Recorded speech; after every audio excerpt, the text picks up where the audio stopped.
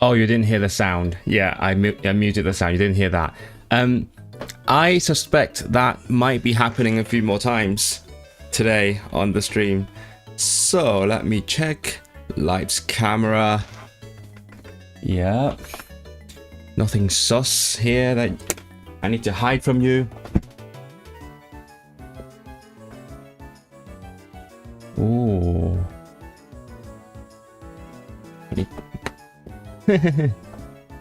Okay, there we go. I noticed there's a lot of cups in there. Oh, you can't see the cups. There is like a bottle, there is a cup, lots of things that I got back from my from the Wales trip from my friend actually. She gave me a bunch of shit that she didn't want. I I didn't ask for them. She was like, "Oh, I don't need them." And also, like, it's only been in half a minute. I've already sworn on stream. So what can I say? This is just me. So I hope you guys weren't too taken aback by that surprise little swear word in the video. Do you know which one I'm talking about? In the new video. So I was saying, yeah, you guys might see that like new subscriber notification a couple more times today because I think the said video is currently in the process of starting to blow up. Not that I'm in control of that, but yeah, it is sort of starting to happen. How are you, Chad? Let's see. Have I missed anything? I think I vaguely saw Michelle saying you're not going to be here for a long time, which is fine. I think I'm not going to be here for a long time either. Today's plans is like a little refresh, casual study, not very intense. That sort of goes against the title of the stream, isn't it? I said it's a grind. I now just described the opposite of a grind. Oops. But yeah, I do want to like do a bunch of different things today off stream. I've wasted half of my day. I actually was looking at some job postings, so that sort of took up most of my Sunday. What is it? Have you got that mod thing? Oh, the mod thing. I thought you were talking about the med. I thought that was a typo. Because you were talking about meds earlier, then you said the mod thing. Do you not want to be a mod? I mean, I give you so many powers that you just don't use them. Wonderful. Hello, Diamond back. That is Amity Square from Pokemon Diamond and Pearl. That is from the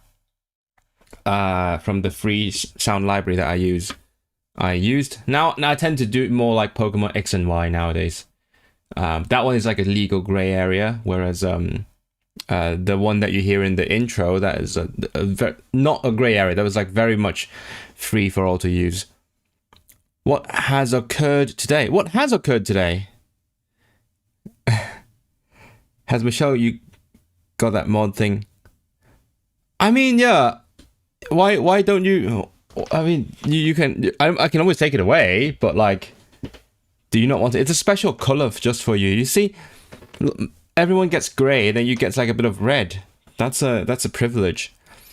But like, in case anyone crazy shows up, like, and in case you hear, because Michelle is like almost always here, so I'm like, well, might as well. In case someone crazy shows up, you can ban them, just in case, you know, because sometimes I have too much on my plate. Speaking of which, I did just eat something within like 15 minutes. I totally forgot I'd scheduled this. And I was like filling out my job application form and I was like, oh shit, I have 20 minutes left. Got Spa Town cup. Wait. That's what I was hiding over here. Just off camera. Let me show that off then, since you brought that up. The Spa Town. This thingy, right? It is really tiny and cute. I took this out to show it to my parents because we were talking about going to this place. So this is a little souvenir I got from my dear friend from Marianskie Lazny. Right, so like from those little spa towns in Czechia where I apparently use this to drink or something. I don't know. It is beyond me. Is there a hole in there somewhere? I don't know how it works, but yeah, I was talking to my parents about potentially going to those places, so I just took this out. I'm like, hey, that's what you do there. I don't know what this is, but that's what it is. You don't mind being a mod, just don't know what to do. On your screen, the chat is actually blue. Oh, yeah, well, on this screen, I made it red. That was my choice. I styled it myself. If you look into the history of streams on this channel, which you're very free to, you can go back like a year to last summer, like as in summer of last year, and you will see the slow evolution of the chat display, because I end up spending a lot of time just working out what looks good, what's readable, what's not readable, and what colors I like. The new like leaderboard thingy kind of took them by surprise, so I think it just clashes with all the code, but otherwise it's fine. God bless you. Bless you too, Geography. Jackson Geography. Hello, Phoebe. You've also been applying to jobs. Yeah, I know. Like, don't you love it when they just ask you to take your entire CV and put it into a designated application form? Isn't that fun? And also, I happen to be writing my application in Welsh, so that's an extra step, I guess. I mean, I've been through the entire requirements now, and then I have to like pick out the points and write everything. And I do it by hand, obviously. I don't use AI for this kind of stuff. No, not for jobs. So I have to decide what points I want to write on. It's a bit slower just because it takes more time for me to understand the specific requirements and wording, and like also find the right words I want to use for writing whatever I need to write. You still have the box. I do have a box. The box. I don't know what it's doing here, but it is here. You drink through the handle. That's what I'm saying. There is a hole here on the handle, but is there a hole inside that goes to the handle? Oh wait. Oh, I think I see that. Yeah, there's a crevice. So I guess like the whatever liquid is in it goes into the crevice and that comes out through the handle. So this is like a little tunnel of its own. Oops, maybe I should close that so that it doesn't distract you guys from watching me, which is kind of what we're going for. They're usually bigger. These are mini kids ones. Oh, I'm a little kid! Yay! I love that, but I'm still going to drink through my normal cup for now. That's like a shot glass kind of size. I love these Pokemon, Undertale, Zelda songs, 8-bit music. I mean, it's not 8-bit anymore. 8-bit was ages and ages ago, but I get what you mean. Video game music was a unique kind of art back in the day. I mean, now it's still quite unique, but like back then, because there were so many limitations, like on the Game Boy, it could only handle, I think, up to 3 notes at the same time, or 2 even. And then so it is amazing how composers manage to use the very, very limited resources to create music that is surprisingly complex. So I think, I'm not saying it was better back then. That's definitely not what I'm saying. But I'm saying like there was a lot more challenges they had to overcome, and that makes the process even more interesting. Now you can do kind of anything in video game music, which is a different kind of challenge because you have to choose what to do. But yeah, I mean, what can I say? I like my Pokemon stuff, so I have to, they just work. They don't always work because the Pokemon music tends to be a bit more like melodic, and then it doesn't really fit as background music always. So it depends on the vibe. So in lots of videos of mine, you'll see like maybe half of it has Pokemon music and so on, and it's only XY because I've only downloaded the soundtrack for XY. That's why I keep using the same ones again and again, because I couldn't be asked to download more. Red does stand out pretty well. I know. That's why I do recommend you go and look at my older streams and see like how that changed over time. I think at some point that was like mainly just black box. This is like the best it's looked so far. That's why I settled on this. And then like, I know like people use plugins for like Twitch chat and that kind of stuff, and I still feel like it doesn't look as good as mine. Job applications are hell. Not looking forward to job hunting. Yeah, I mean, my specialism is more niche. But basically not. I'm not looking into my specialism, right? I'm looking at a job at the Arts Council, which is very much tied to my specialism because I do arts. But at the same time, I'm looking to do like multimedia, like content for them because I've got experience making content. I know the techniques. I know how to read the analytics, audience cultivation, and that kind of stuff. That's why ChatGPT does my job application. They say you shouldn't be doing that. Literally, all the application packs say you should not be using AI for that kind of stuff. I think for me, it depends, to be honest. If it really matters to me, then I will 100% write it by hand. But if it's like whatever, throw it out there, I will come up with all the points myself. So basically, it's like 50% done, and then I tell it to like convert it into natural language. That's a conclusion me and my friends have come to. We use like Gen AI for processing, not for creating, because creating kind of sucks. So we use it for processing things. So all the creative part still lies with me. It's just, and then people will come and say, oh, hey, prompt creation is still, prompt engineering is creation as well, right? That kind of bullshit. And I'm like, no, I basically lay out the entire framework. It's not kids one, but they're cute and smaller cups. They make fun shot glasses. Yeah, I was like, but that kind of defeats the point of a shot. The shot is a shot because it like, you have it all at once. It goes down quickly, right? That was I didn't mean to do that gesture. That's a shot. Yeah, it goes down quickly, but that's a tiny hole. I should stop doing this kind of gestures and also talking about holes. But that's a tiny hole that so that sort of slows down the shot drinking. So it becomes like a minuscule what's the word? Flow of strong alcohol. Are you becoming a celebrity in Wales? Define celebrity. And that's also a thing I noticed with like smaller linguistic communities like the Welsh speaking community, because lots of people are semi-celebrities. Like there's a smaller distance between celebrities and normal people. As I said, it's going to happen a few more times. So like celebrities feel much more accessible because like the entire community is so small. So everyone, at some point, everyone sort of like goes on TV for a little bit. So it doesn't feel like as big of a barrier between celebrities and normal people, whatever that means. So like when I was at the Eisteddfod, I could just talk to whoever, and it turns out they're like a famous folk singer or whatever, or like an artist or something like that. Or someone comments on my stream and turns out they're like the winner of like the poetry competition. Oh, sorry, the novel competition.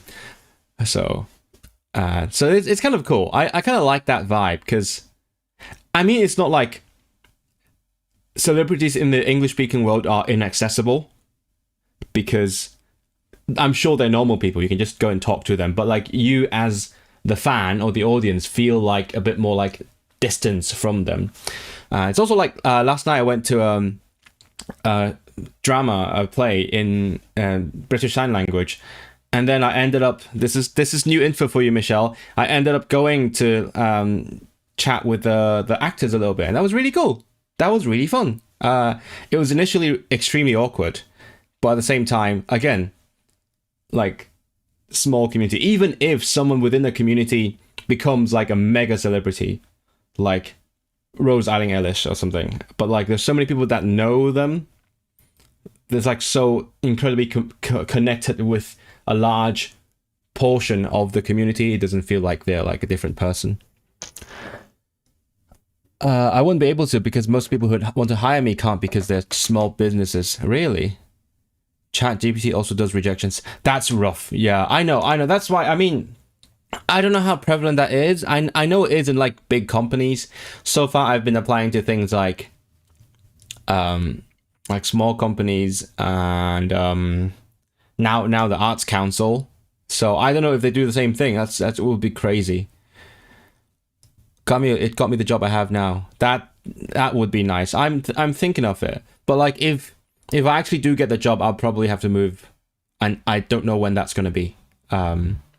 Because it's going to be in Colwyn Bay. There's like multiple places you can work on that post, and the closest is Colwyn Bay, and then unless I want to commute on train for 2 hours every day. You're becoming better known in that community. Yes, for sure. I mean, it's happened that specifically people who speak Welsh would come up to me and be like, hey, you're that guy, you made that video. And hopefully with any luck, with your blessing, chat, bless me, with your blessing, this new video will reach a similar height, or at least like halfway towards that. I don't know how far it's going to go. You can never tell. YouTube stats are crazy. Sometimes they go wild, like, and then like they sort of suddenly flatline. Sometimes they start really slow and then they blow up, and then every time a video flatlines, it always takes me by surprise. There's quite often it's like it's going really fast as well, and suddenly it just stops completely. I don't know what happened. I was wondering whether my last video, the one about Scheveningen, about the Netherlands, was shadow banned because I was talking about the Nazis. But then again, I didn't say the Nazis. I just said the bad guys. I already worked around it. You got to go meet them without me. I mean, Michelle, someone had to go home very early. And no, it's not very early. I only stayed till like bit past midnight. I also stayed till the very end. Lots of people left, and then Zoe, who plays the long-haired character, she told me to because I introduced my name. So my name is Israel, and then my sign name is this, and then she misunderstood that my sign name meant I'm a poet, and she got really excited. She told me to stay and to talk to her a little bit. And then it turns out I wasn't a poet, and she was really disappointed. Because she's a poet, and I'm not. I'm like, oh, I just like languages, sadly. But it was also really cool anyway. You didn't have the energy to stay up much later. Yeah, that's the thing. It was quite late by the time we started. We are devolving into a society where AI writes the applications only for other AI to read. Yeah, that's a dead internet theory right there. Everything is just AI. I hate it so much. That's why I don't. Capitalism. You gotta do what you gotta do, right? I'd love it if someone would like offer me a job because they know me and what I can do already. That would be ideal, so that we don't have to go through any AI bullshit. But we'll have to see. Bless me. Thank you. Now it sounds like I sneezed, but that's that's not what I did. I was blessed the video. Blessed the video. I would have tried staying longer if I knew. What about the director, Paula? No, I didn't meet Paula. No, because I didn't know what they looked like. Maybe I've met them. There was a little. I mean, it's always like that with like deaf gatherings. There's like different groups of people like fluidly merging and unmerging at all times. Yeah, lots of different kinds of people as well. There's like someone. I think I knew them, but there's someone with a deaf child, but that person is hearing, and I was like, oh hey, I can see the hearing accent.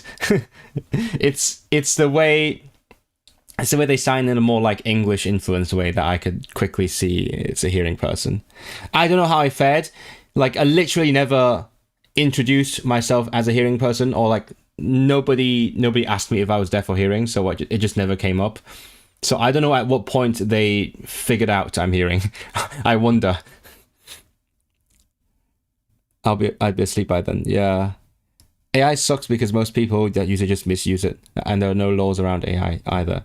Yeah. I was talking about this on Thursday at my usual language meetup. It was really cool. I met someone I knew from a long time ago. I know someone who was Polish, but studying like sort of Jewish languages related stuff, and very much an academic person, so like they had to move all over the place all the time. But I met them again, and then we talked all night. Good for me for picking up my Polish again, because in the beginning I was actually struggling a bit. My Polish was rusty without having practiced, and then we talked all night, and then there was a point we talked about AI a little bit, and then I was like, I mean, I'm not against AI as a whole, because I used to be a person who's very excited about every new like machine learning development. I would follow all the Google I/O developments. That was really cool. I still think it's really cool, but I'll make it very clear what I really despise is the AI hype, because the hype makes people use it for things that it's not meant to be used for. And that's why I'm like, no, I don't like this hype. Please die already.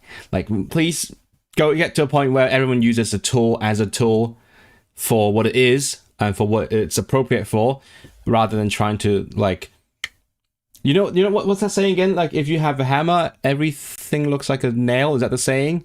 Yeah, that's. Stop using AI as a hammer, which I just learned the Scottish Gaelic word for. It's a ort. I don't know why. I just did a Duolingo lesson that's all about like different tools. So I know how to say hammer. I know how to say screwdriver, screwdriver. I know how to say fix. I know how to say tractor, engine. It was so weird. Too many concerns with ethics? Absolutely. I like a job in Sweden, but thanks to Brexit, I can't move there no more. Yay! Don't you love it? And I can't just get a visa work permit because I'm not a professional. I mean, if you're a Hive, then you're a professional. But yeah, it depends on what you do for sure. I was actually talking to my parents this week as well, and we had like little current affairs discussion, and I was like, so many of our current problems are a result of Brexit, for real. I just watched a video when you went on Welsh TV, very inspiring. You're just getting started learning Welsh. You can do it. Do lute, or whatever the name is. Dalati, I want to keep at it. Yeah, that is English. Keep at it. Dalati, you can do it. It's once you get the hang of it, once you get the logic, it is really intuitive. I would say, especially since you can code mix anytime. You can definitely tell with interpreters.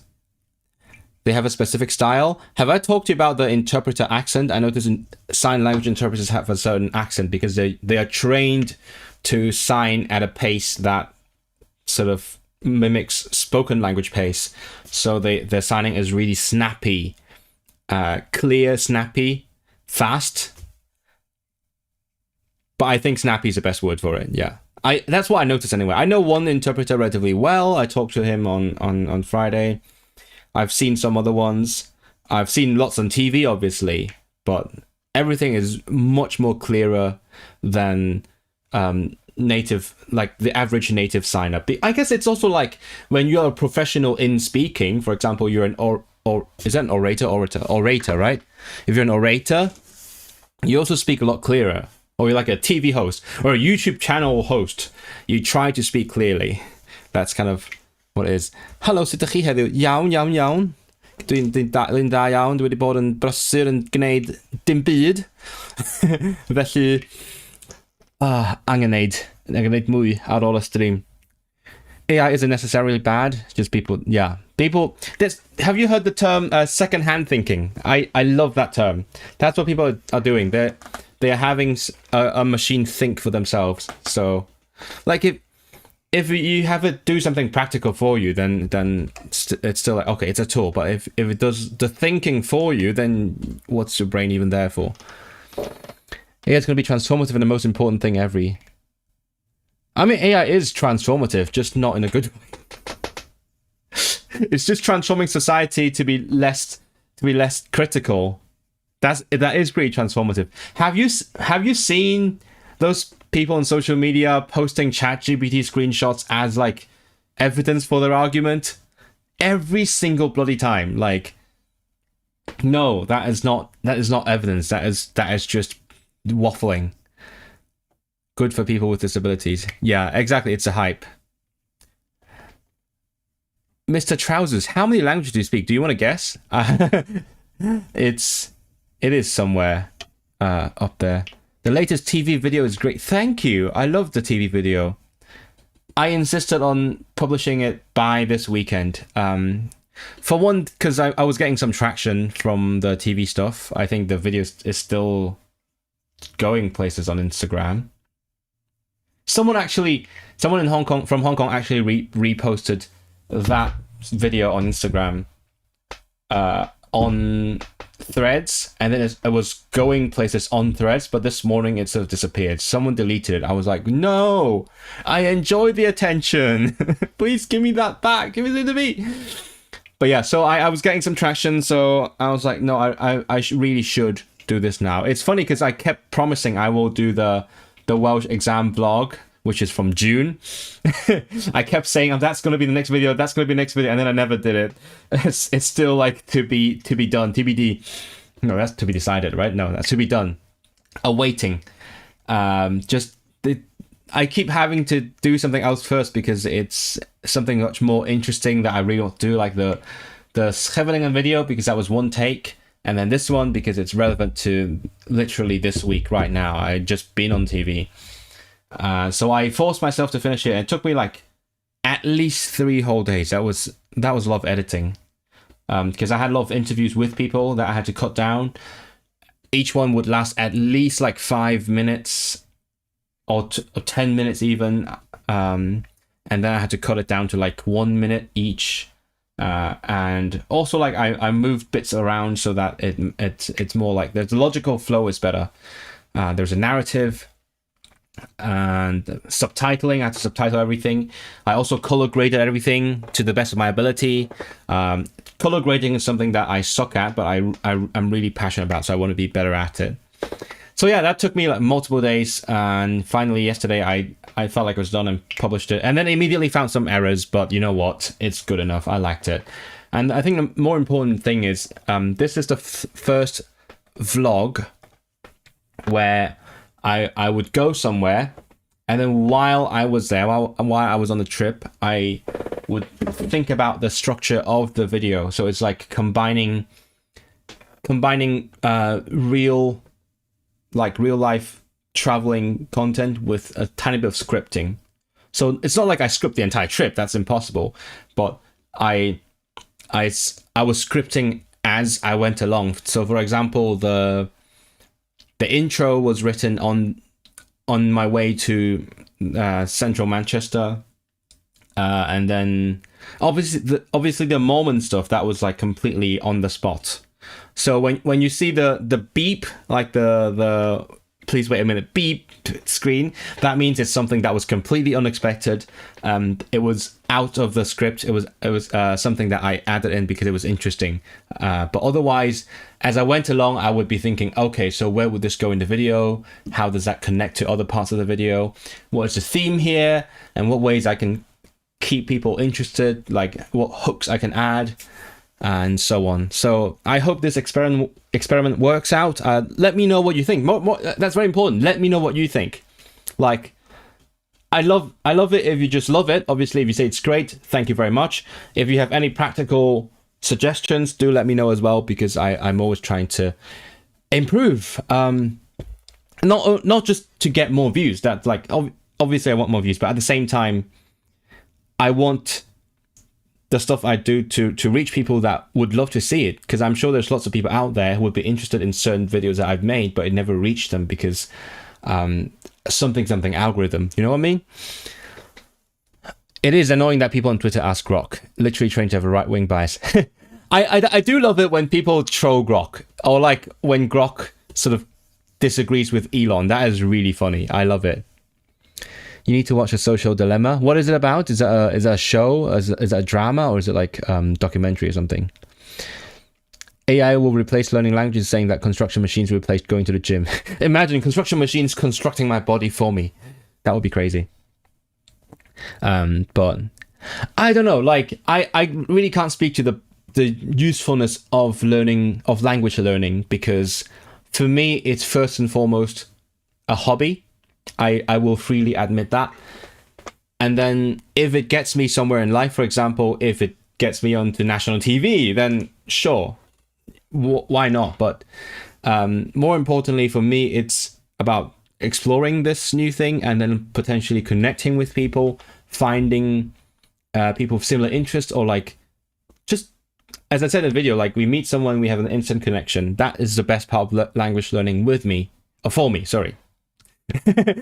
And if in the future nobody else learns languages, I might still be doing it, because it's just not the same, right? I guess I sort of answered the question as well. That is the value of language learning, because if you're using a translation software, you're not really making that connection, is it? Well, the fact that you're speaking the language is part of the connection, not just what you say in it. But I guess monolinguals will never understand because they think it's only about what you say, but it's about how you express it. Hello there, Quintus. Greetings from someone who speaks a dead language. Do you speak Latin? Are you a native Latin speaker, judging from your username? Yeah, okay, it is Latin. But I was joking about the native language part. Having seen memes in Babylonian, I feel like learning a mainstream language. Do I feel like learning a mainstream language? Maybe at some point. I'll be honest, you know, learning a non-mainstream language can get a bit addictive because of the way people accept you much more easily. Because like if I speak German to Germans, who fucking cares, right? So is it shock factor? I mean, you wouldn't be wrong if you said, oh, shocking people is cool, but to me it's not about the shock, it's about the way people appreciate you a lot more when you speak a non-mainstream language, when you learn a non-mainstream language. I still like languages like German. I like German a lot, but it's not the same. It is utilitarian, I would say. It has a lot more practical usage. Like I still use it to read things from time to time, such as part of my thesis, I quoted Ligeti in German. Yeah, used to study Latin. Oh my goodness, what's the weirdest feature or one of for each of Uyghur and Welsh that you've come across? Weird. I mean, off the top of my head, there's a phrase that feels very weird in Welsh, which is am yn hir, because it means for a long time. So literally is for longly. And here makes it an adverb, like as in happily, frighteningly. So you'd expect it to be I'm here for well, you could say I'm sorry, I'm here, but I expect to say I'm here for long, but it's for longly. So that's one thing that is on my mind at this moment when you ask me what's weird. There's also the phrase manaman, which is the weirdest phrase ever. I don't even know what it literally means. Manaman just means might as well do this, might as well do that. Why not? I heard that in class once. I didn't understand it, and then I read it in the book that I was reading very slowly. And then I understood how to use it now. I really like the interviews about speaking Welsh in various contexts. I'm learning Cornish. Oh, in the US. So the use of minority languages is very important. Yes, absolutely. It is important for reasons I've talked about earlier, but lots of the interviews sort of came about on the spot. For example, the last one with the choir leader, we were just literally, I was just gonna like film the fact that we are talking in the cafe. That was a plan. So there was a shot of like people talking in the cafe, but then we had this discussion. She told me her story, and then I was like, that's kind of it's a very common story. It's all over the country, but it's also hearing it firsthand, hearing this person tell me that is what happened to her own family, how it was like growing up in it. Obviously I had to cut out a lot because it's a very long chat, and also she was not fluent. She was trying very hard, but hearing her tell me that firsthand, it hits different, you know. It's the same story I've heard, but still I was very touched by her persistence, like her like the man said, her will to bring back Welsh in her family, bring it back into her family. And I've heard lots of stories like that. I think Dr. Cymraeg has a similar background. So he grew up speaking English with this 1 or 2 generations ago, people would speak Welsh, and he was like, I want to bring it back to my family, and now he's passing it on. And I'm seeing people of different ages taking the same action to bring it back. It's just, you know, I don't know.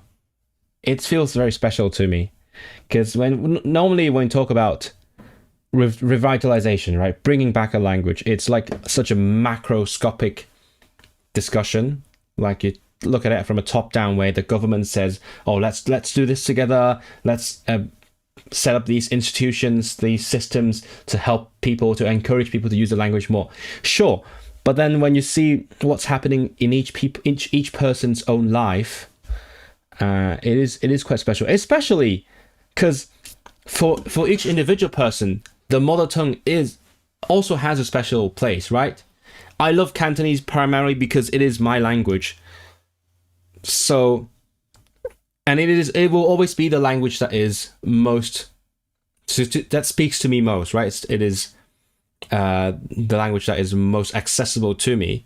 So I imagine lots of English-speaking Welsh people also feel a similar way towards English, because it is dominant, obviously, but also it is their first language.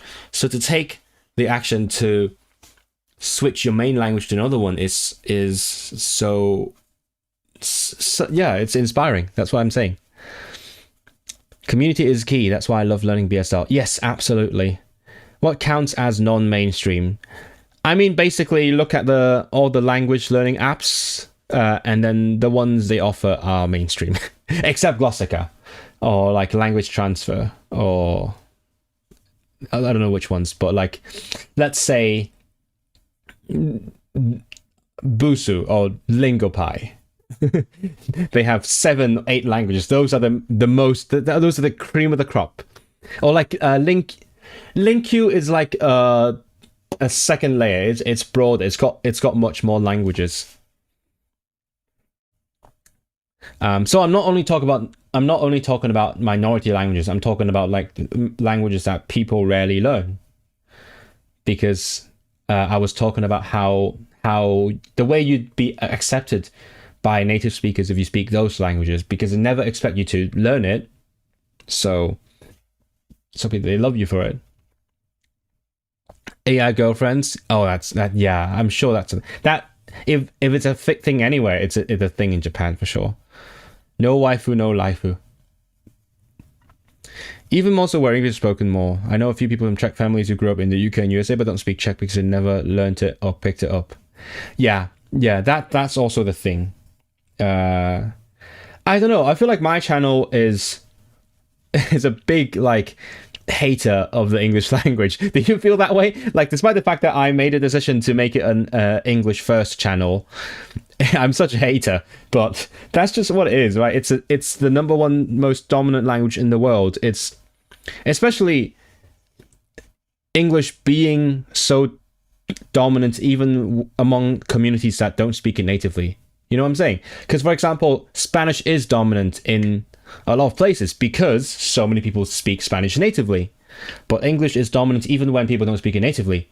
And that has a lot of ripple effect on a lot of societal changes that can cause people to give up a lot of cultural treasures, that's a word, for the sake of convenience, and so on. And that is just cultural imperialism. What can I say?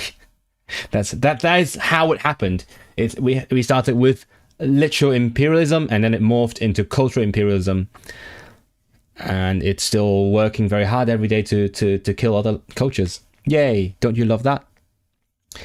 What do you think of Glossica? Go to my clips channel, Fresh Candy. There is a clip from my streams on exactly that. It's a recent one as well. That's why my mom's friends are sometimes surprised I'm fluent in Czech. Yeah. For some reason, I've not had that experience with non-mainstream languages. Once I spoke in Quechua to someone in Bolivia, they just kept speaking to me as if it's the most natural thing. That is interesting. I mean, well, don't get me wrong. Like, I like it when people don't give me a surprise reaction. Like, I want them to treat me as equals. That's my preference. But what I'm saying is when not necessarily when they're surprised, but like when they appreciate it, when they know that you learned it and that they appreciate it, it feels very nice, warm and fuzzy, right? Doesn't it? But I know what you mean, because I think I mentioned that in my North Wales video, where people in Carnarvon just spoke to me normally, like I was local. Obviously, I was not. I had an accent, and also I looked like this. But I liked it. I like it that way. Have you thought about learning a tribal? What do you mean a tribal language? Define a tribal language. What scares me is I'm slowly noticing more and more gaps in Czech vocab, native language, because I live in the UK. I don't use it as often. Yeah, I mean, me too. What can I say? Part of the reason I have a podcast is because I want to keep things fresh in my mind. I want to keep that connection to my mother tongue. And I want to be able to talk about more sophisticated things in my mother tongue, especially because in Hong Kong, that's the thing that came up in my interpretation class. In Hong Kong, a lot of anything technical tends to be discussed in English. Not in English, but using English terminology. So we code mix. For example, when we talk about education, when we talk about technology, we tend to use just English vocabulary in spoken Cantonese. Like, I never say yang xing hei. It's always speak ha, or you go speak ha, or you get mousey. Yeah, nobody says the Cantonese terms. So I want to be able to say those things. Now, I have a passive understanding of those things, but by talking about languages in Cantonese, it explores a new field and helps me look up how I can discuss certain specific things in linguistics, for example. Another problem is some speakers of indigenous languages are actually reluctant to speak them. Yeah, I think it happens, especially in other contexts. I mean, it also happens in Europe. I think it is a thing that can happen. Less often, but it can happen. The way different cultures look at view languages is quite interesting. It can differ quite a lot. For most of Western culture, we do view language as a means of communication. So people are more open to sharing them sometimes. I do have a friend who lives in Cardiff and is a native Welsh speaker. Her parents raised her and her siblings to learn Welsh first. Did they go to Welsh schools? I have access to the news. Things are blocked. Okay. You recommend NordVPN? Okay. Do I have a code? Let me grab my code. I hate the surprise reaction in Sweden. It's always like, why do you speak Swedish? See, Swedish is also a non-mainstream language. That's what I'm saying. It's not just minority ones. Because people don't... But to be fair, there are a lot of immigrants in Sweden, so they shouldn't be as surprised, but still. I guess if you don't live there and you speak it, then that would be more surprising. Like the African language where they click with the throat. Which one? Kosa? Or... Like, how do you define tribal? Are you using tribal just in a more, like... Oh, they have a very weird culture kind of sense, or like, is there a clearer definition of that? South American. I haven't been to Africa or South America. That's the thing, right? And it's not like, I mean, for Welsh, I live next to the country. I can just go there. Half the world's 5,000 languages are expected to speak. They are, yeah. It's crazy. That's why I'm on this crusade. No, I just talk about things I like, right? I got so cooked in wrestling. Oh, how are you doing, Amar? How's your exams? How do you feel? You can find Swedish on Duolingo. Yeah. I mean, it's not like a black or white thing. It's a spectrum. Like one end of the spectrum, English, and then like probably French. The other end of the spectrum, Sentinelese. You've heard of that one. Your mother's a teacher who teaches in Cymraeg. Oh, very cool. I have heard a lot of like Welsh language teachers being at the forefront of the fight for the language. I mean, in that video itself as well, that man whose dad was Am I spoiling it for you? No, you guys go watch it. Watch me talk to that man who told me his story. you find it more difficult to learn a language like Swedish than something like Arabic, because people don't reply. That's what I'm saying. That is what I'm saying. Christopher, wait for my upcoming video. I have one that I filmed, and I haven't started editing it, but keep your eyes peeled. Stay tuned. There is one about exactly that, and that's why I don't like learning those languages either. It's like you're putting in extra effort to just get the opportunity to speak it. To be fair, I'm also doing the same for Welsh, but that's for a different reason. It's because, yeah, mostly people don't speak it, and then I have to create the opportunity to speak it. But once I find someone who can speak it, they are usually very happy to speak it with me. With some exceptions, I have met people who don't want to speak it just because it's extra effort, right? There's more resistance. It has happened to me, which is also part of what that man talks about in the video. The will. Some people can speak it, but do not want to. The more surprised because I'm English, because we're not known for learning other languages. You have the Anglophone privilege, because Anglophones are so bad at learning languages, you get extra credit for learning any language. Within the century, we will have 2,500 new... What do you mean? That is one problem I never had in Sweden. The key to be confident. I think when you get to a certain level, when people are convinced, when you can convince people that English is not the path of least resistance, then it goes smoothly from there. But it's hard to get to that point. I didn't study Magna Carta. Oh shit! I need to study Magna Carta.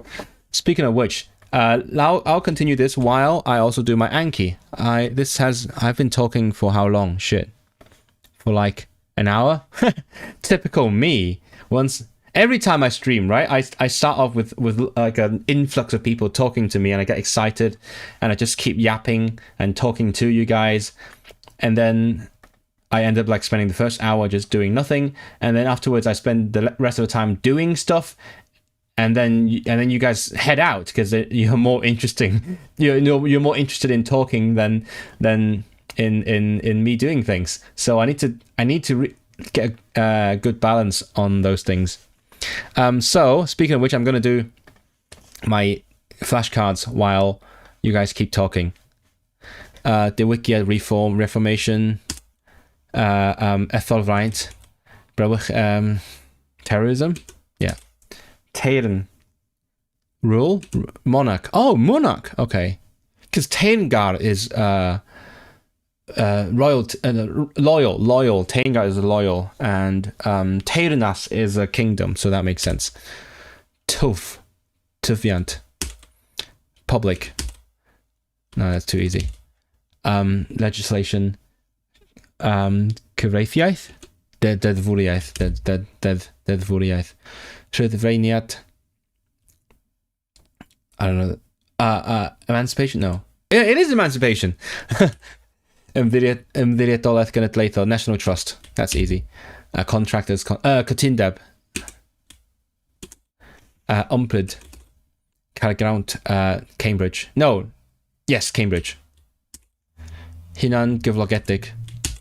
Gwerin Folk. That's easy. Rhagolfraint. Privilege? Yes. Erthyliad. Tenant. Camda Misuse. Canhinan Peter. The Welsh flower thing. What do you call it? The yellow flower. Daffodil, yes. It's weird. Because Canhinan is a leek. So this is Peter's leek. I don't know why Peter's leek is a daffodil.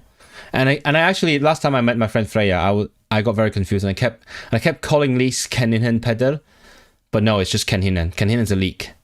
This whole thing is a daffodil. Travel as an insular communities that are self-sustaining. Then that's basically impossible, right? You want them to make contact with you. You want to make contact with them. If anyone tries to speak to you in English, just pretend you don't understand. I'm learning that. I'm trying to learn that. That would be a good skill. If I lived in Sweden again, I would do that. Just like I do for Mandarin nowadays. But it's not easy because you have to understand and then act like you don't understand, right? Oh, we're at 2K already. It is. That's what I'm saying. It is starting to blow up. Do you see the curve? I forgot what that's called. I did some algebra on Brilliant, and then that sort of brought back some memory from school, but I forgot the term for that. It's concave or convex.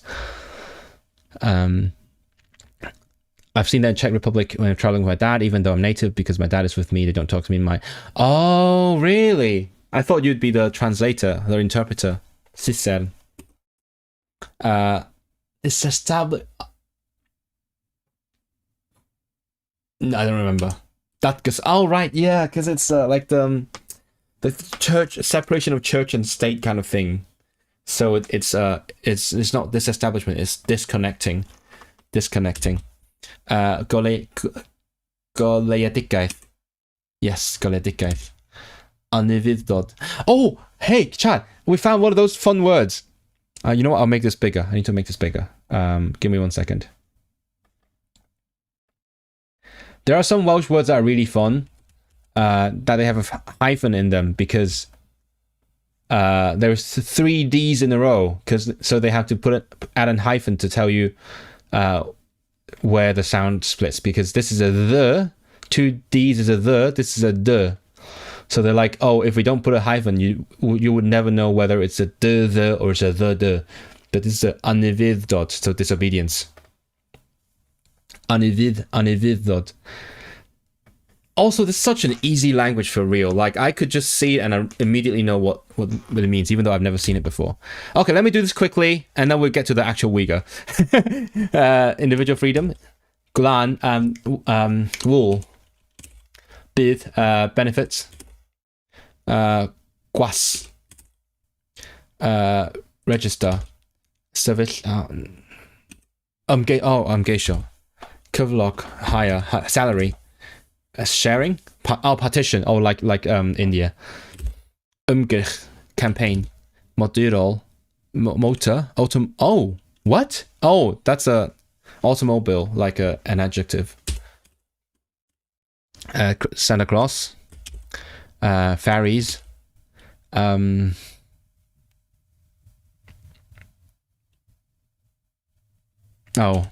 Rheithfarn, painted. Arlunydd, okay, that's fine. Echel, what's this? Oh, axes! Oh, like the access powers. Okay, echel. Cyfnod period. Cyfnod claw, lockdown period. Dydd Gwener Groclydd. Offense. Cynrychioli represent. I don't remember. Dienyddio, okay. Llyfr Dyddyfarn. Dead. Wraith. Something. Deadfrid.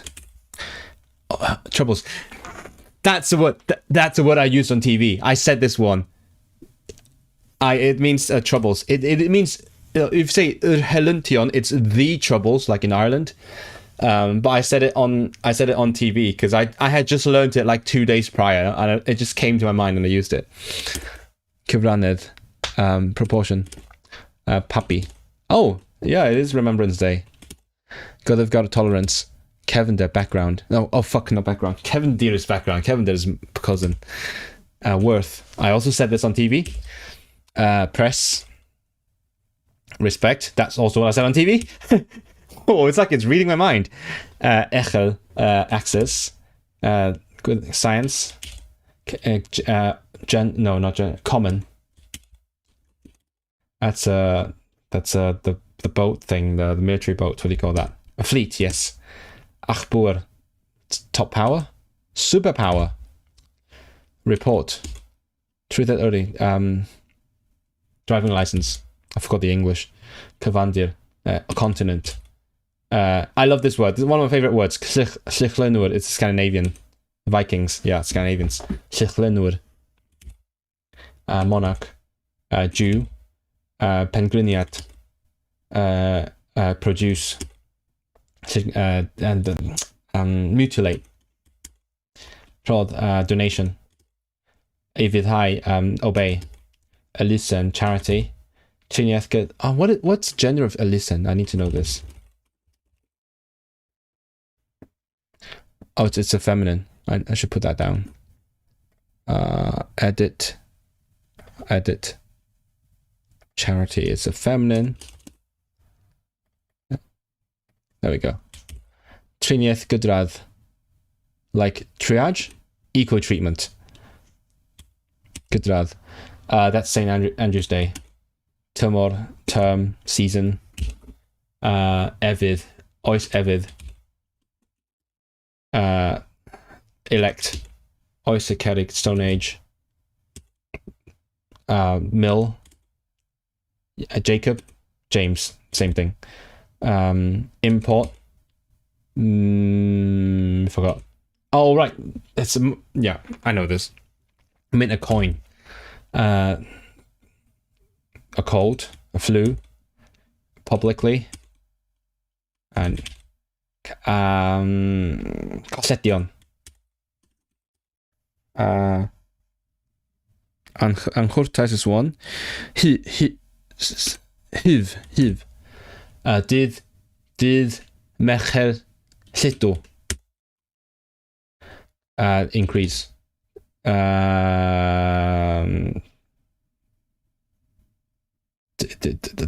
Tax statement. Tax return. A tax statement. Same thing. Mechion and Shamrock. Siskenad. Forio explore. Bedidwr. Priodas orvot. A curfew? A forced. Right, no. Priodas. Forced marriage. Atdaliad. Digosetiad. Yaundal. I'll do this again. Cwmni darlledu Brydain. Artaith. Gwrth dystio. Cyfreithiwr lawyer, solicitor, following. Mesuriawnderau, Bill of Rights. Cydsynio, consent. Forced marriage. Automobile. Superpower. What's that called again? Daffodil. Register. Disobedience. Tax return. Represent.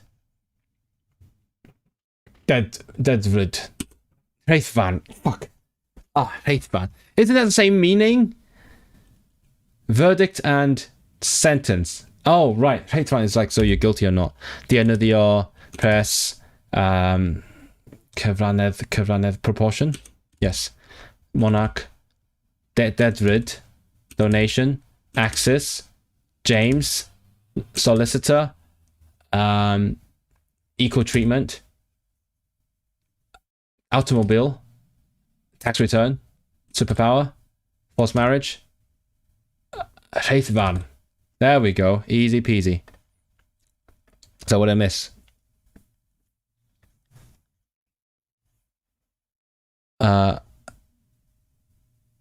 So what? I don't head out or play chess. Oh, how's your chess going? What's your what's Elo change? Mormon missionaries. You pretend you don't understand Mandarin. Yeah, I do. How do you mind your words? I don't mind them. This is the Life in the UK pack from the first guy who did the test in Welsh, and he did the hard work. So like I'm still super appreciative of what he did. But that he took the words from the textbook and put them in a deck, and then he put them on Quizlet. I took them and put them in Anki. So yeah, been thinking of learning Scottish Gaelic. Oh, why not? Do it.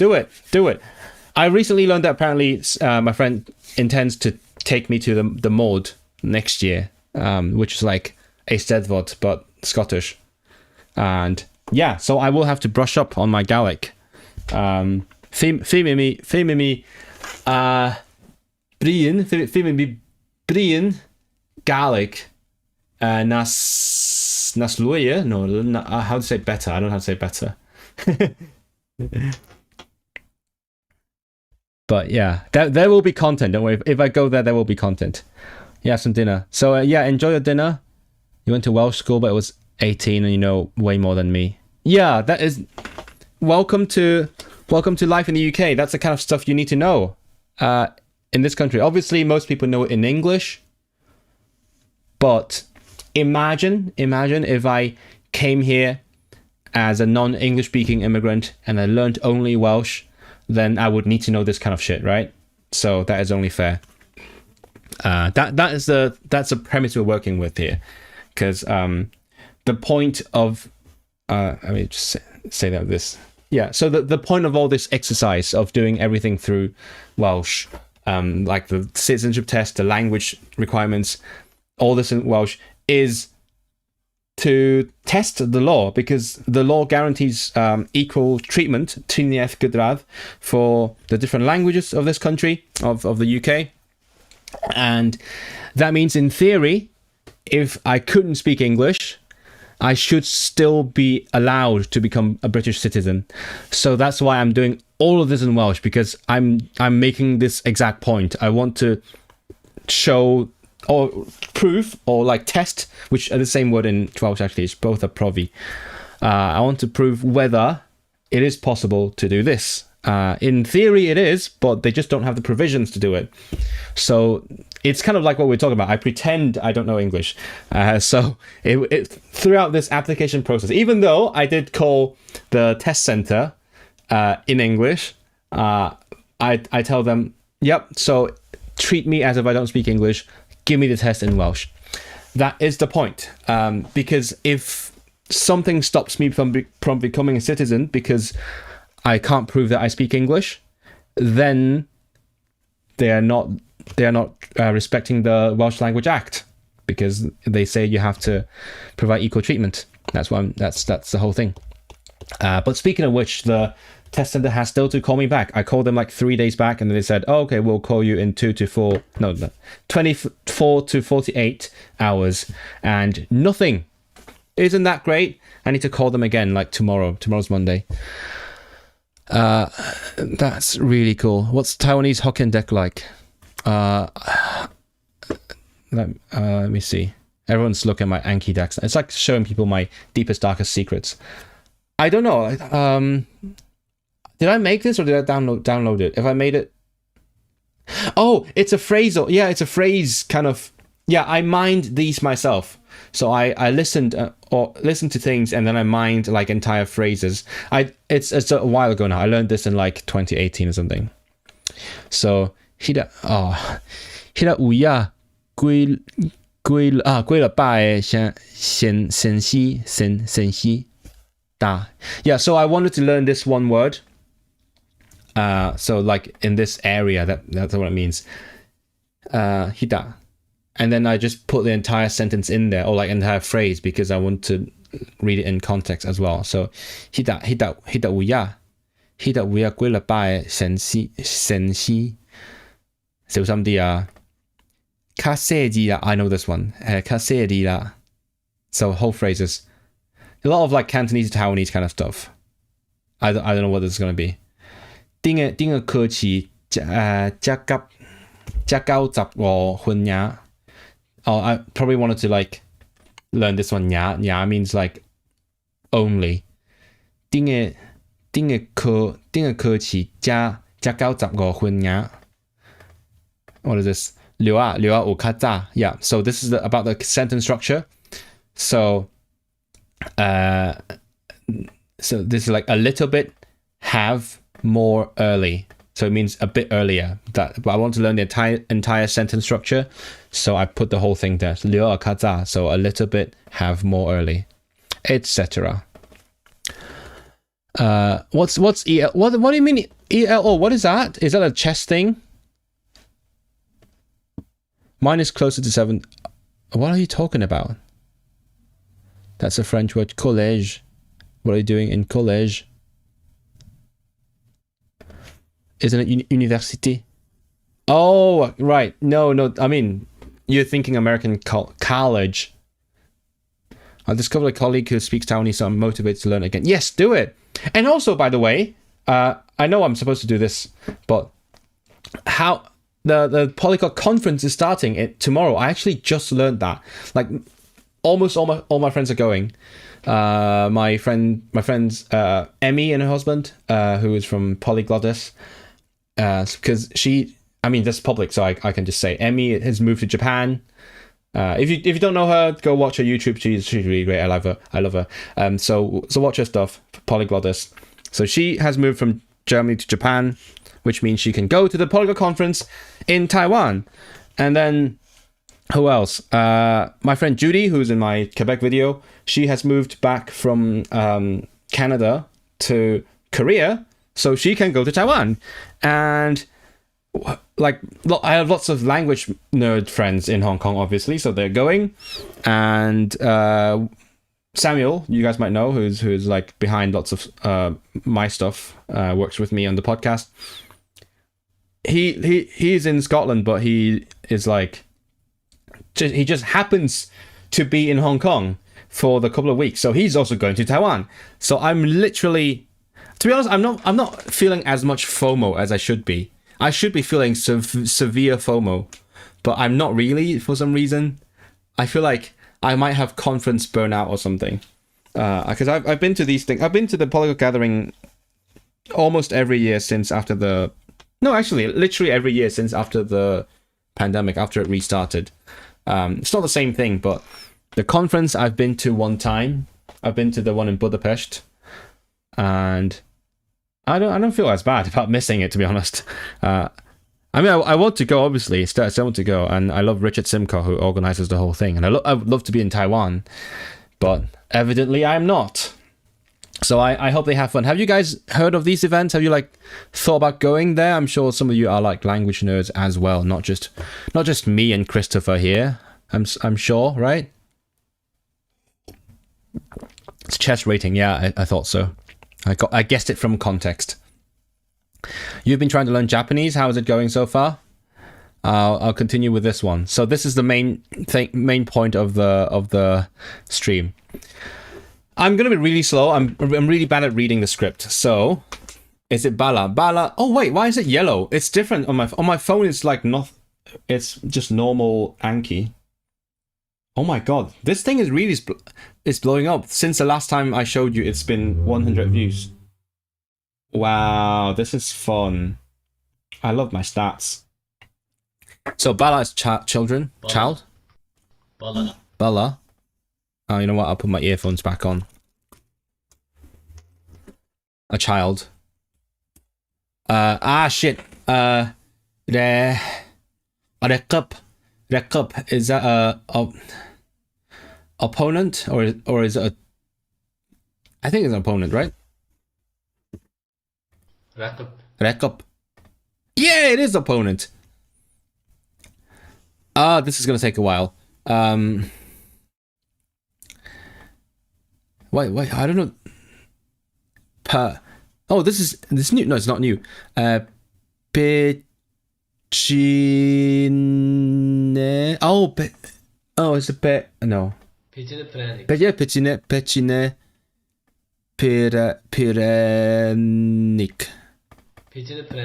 I don't know what that means though. I might make it louder. The audio is very quiet. Can you guys hear it? Do you? Oh no. The better question is, do you want it louder or not? Oh. Pechine Pyrenik. I can't imitate the accent. The accent is a bit different, weird. Oh, and also the font is okay, so I'm glad, because I think earlier we had some weird font thing going on.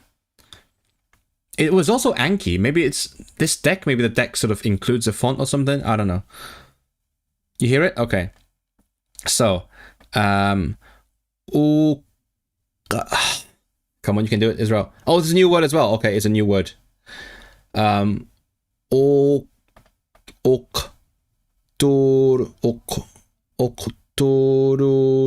Octorush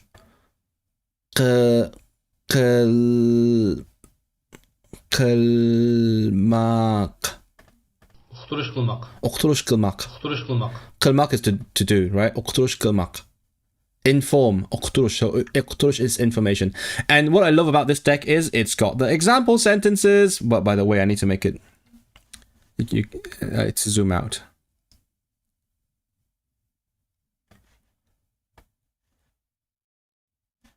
Oqturush qilmak. Okay, so I do want to read this before I actually listen to it.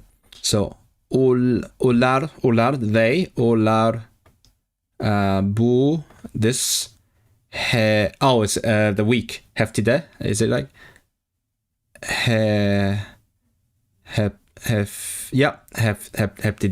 heftide. What's this one? I forgot what this one is. This is to. This is not to. This is the other one. Yeah. Is it? Yeah. Ne. Oh, ne. Okay, more. So anything else, more else. Ne. Bashka. And some.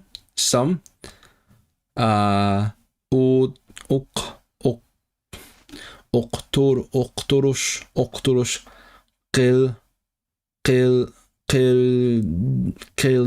Kildimu. Okay, there we go. Kildimu.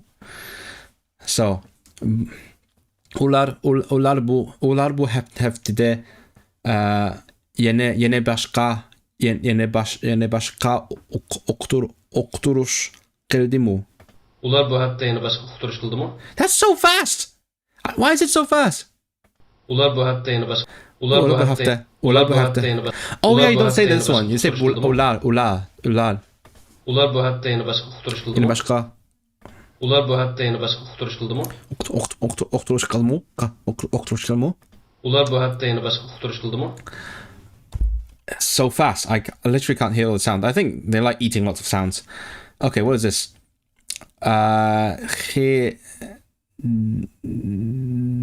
Oh shit! Is it a h? I think it's a h, right? Hede. Cidel. Oh, it's a G. It's a G? It's a G? No. G? Oh, Gidel. Okay. Yeah, sure. It's a G. Cidel. Gidel. I don't remember this at all, but okay. Gidel. So like Giselle. Giselle is trouble because she's crazy. Gidel. Quick mnemonic right there. Is this U? No. This is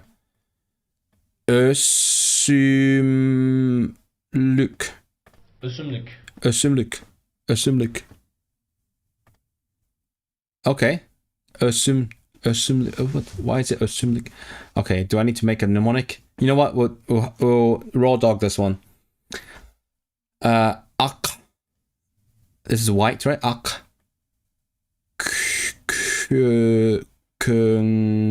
Akköngül. Yeah, why is that U sounds like a O? Akköngül. Kungul. Kungul.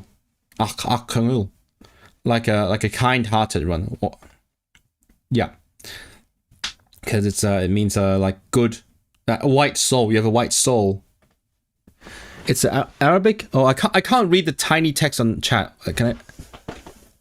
It is so small. I can't read tiny Arabic. I have to copy that and then make it bigger.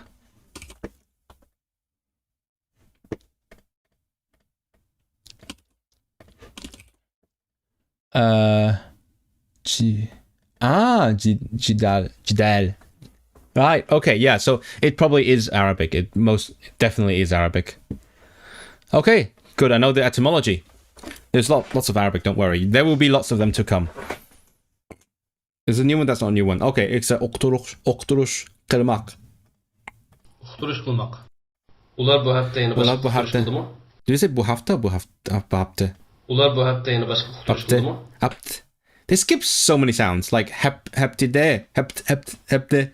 Ular bu hafta yeni başka okturuş kıldı mı? Yeni başka okturuş kıldı mı?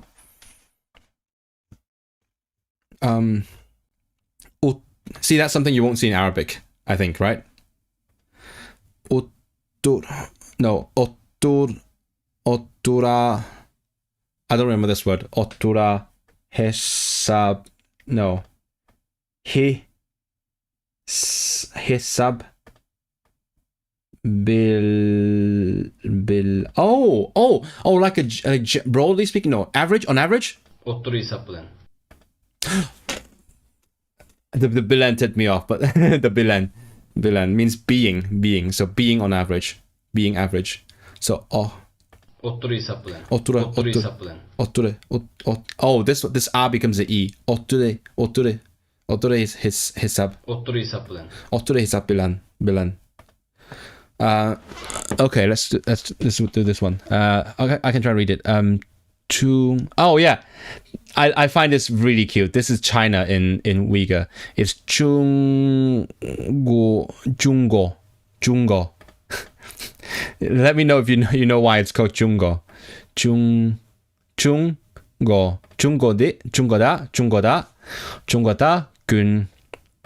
Kunde Jungoda in one day Kunde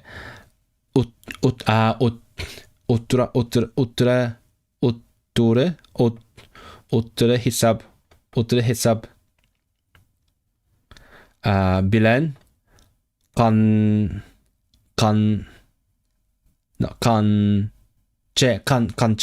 kanche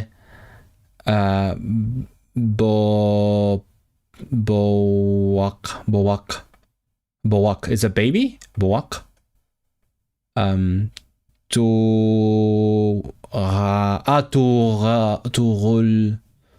Turoledu. Jungoda kunde otturu hesaplan qancha boğaq tug'ildi? Qancha boğaq tug'ildi? Jungoda kunde otturu hesap bilan Jungoda kunde otturu hesaplan qancha boğaq otturidu. Hi KY, you misread the stream title as language grinder. I learned the BSL for Grindr. I actually asked someone the other day because what were we talking about? Me and my friends were talking about just sexuality, and I said, so how did that come up? All right, I think then she was talking about her carabiner. I was like, oh wait, I recently heard that carabiner is like a lesbian kind of thing, and she's like, oh, that's such a stereotype. So I asked her I learned how to stereotype. So like this slap and of impression of how you should be, stereotype of how you should be. So stereotype, and she's like, oh, that's such a stereotype. Ugh, that's so tired. And I'm like, so are you straight then? And she said, no, I'm bi. So I was like, oh, I was wondering if my gaydar was working or not. And so I asked someone, I asked a native designer how to say gaydar, and asked a teacher who is gay, and he just gave me an answer within a split second. So it didn't even have to think about it. So it just said, so gay, like recognize, so gaydar. And then he also showed me this is Grindr, like to me this is more like a gaydar. This is like a literal kind of radar, right? He also explained it. Oh, you find a gay person, you date that person. But apparently, unless I misunderstood him, apparently that's how he signs Grindr. Hisab sounds like Arabic. Yeah, it probably does mean that. Again, I can't read the tiny Arabic scripts. How do you pronounce it? Sab? Is it hisab? What is that? Christopher, what's the first letter? I can't recognize that letter. Is that hisab? Anyway, so where are we?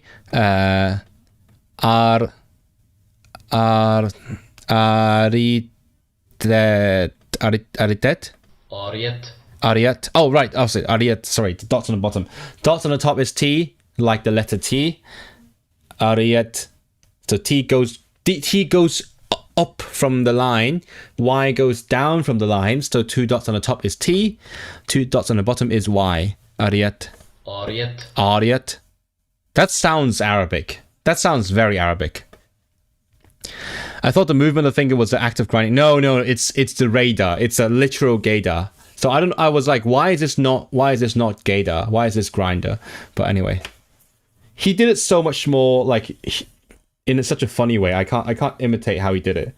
That one actually was like a little worm pointing towards something. So Something.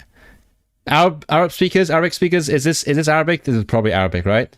It feels Arabic. Ariyat. Something borrowed. Is that for your wedding? Proper nouns in sign languages must be strange. You give sign names. Easy. Or spell it.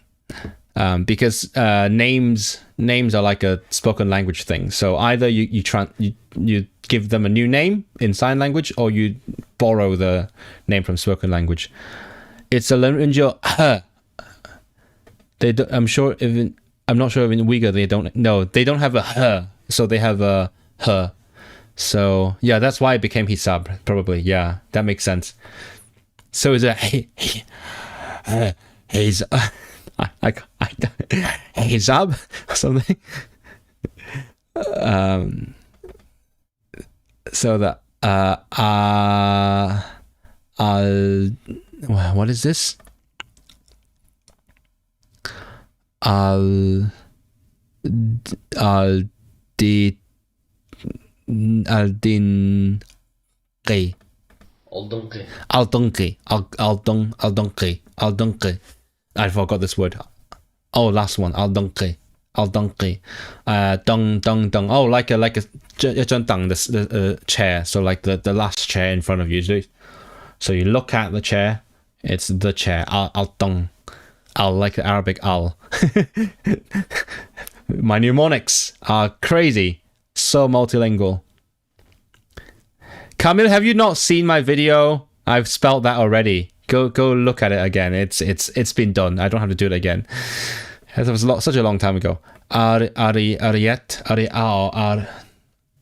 borrowed loan, a loan, right? Oh, the bet. Fuck.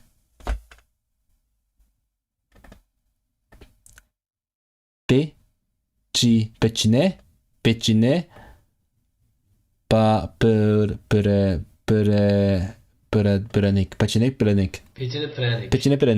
So like the biscuits thing. Sarang, like Korean? I remember seeing this word, but I don't remember what it means. Oh, crazy. Yes.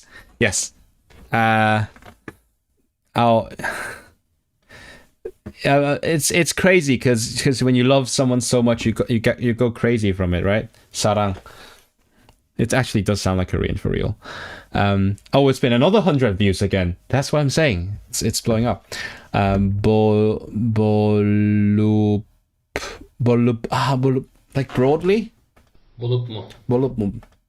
Especially, that's the opposite of broadly, but it's something along the same lines. Bolupmu. Especially bolupmu men tamak khalai men, especially me. I want food. Bolukmu polo bolukmu. I don't know what I want to eat. Jidel.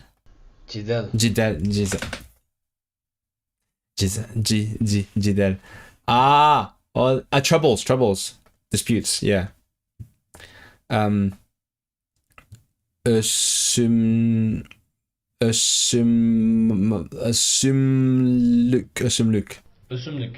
look. Plant.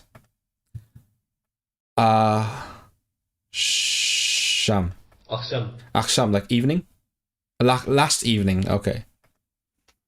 I learned a little BSL to chat with a deaf kid who caught the same bus as me for the. That's so cute. I learned enough to say hi and say I was learning a little, but when they were chatting through notes. Yeah, that's incredible. That's a weird thing, right? I've heard so many stories of people who have met deaf people and then they found certain ways of communicating, such as through notes, or nowadays through like texting or whatever. There's some ways, or like I don't know, lip reading. There's so many stories of those. But I've never had that experience. I don't know why. I grew up in Hong Kong. I'd never, not that I know of, I've never met a deaf person in my life until I started learning sign language and I sought them out. And then I sort of, I I had a habit of like finding them, like I could like that. I could see them go like from afar. I'm like, oh, that person's probably signing. Now I have the ability, but I've heard so many people just have had some experience with deaf people. I'm like, why have I never had that?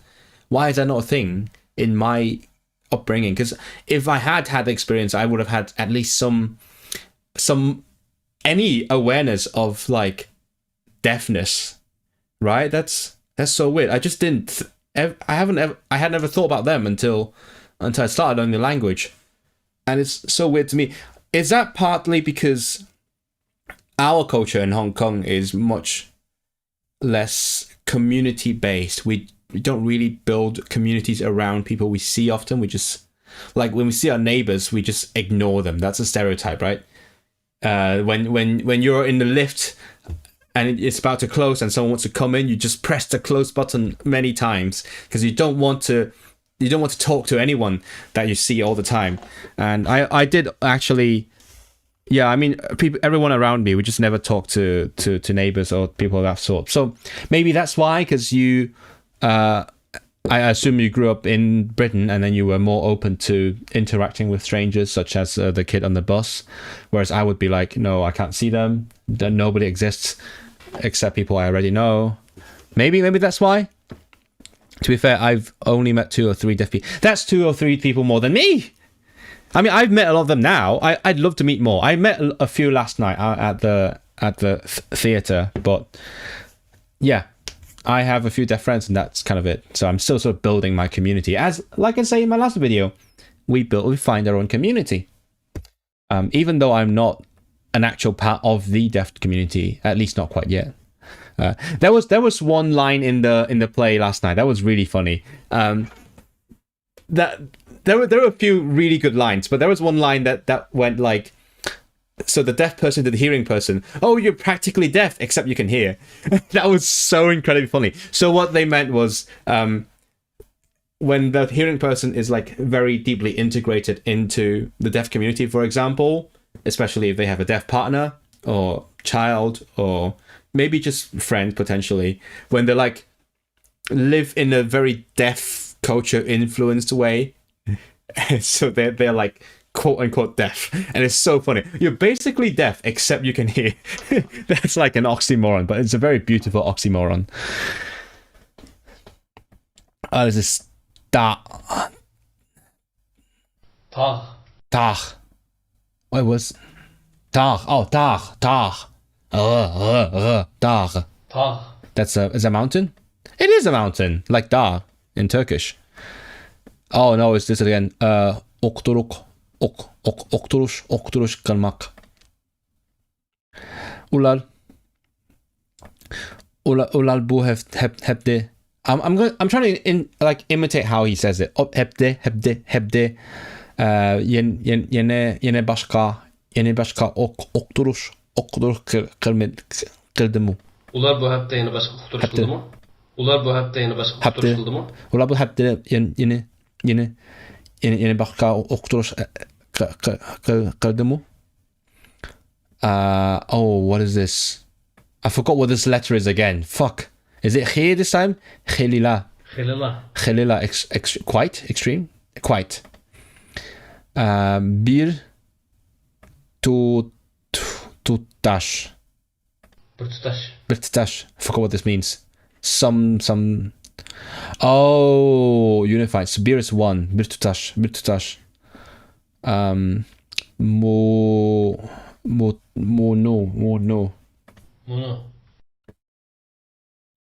No. Oh, okay.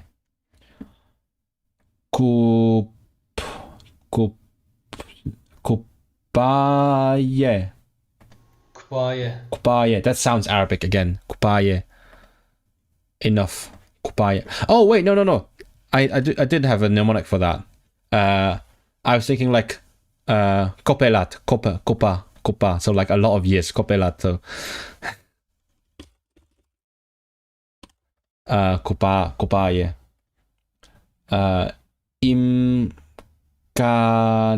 Imkan kader.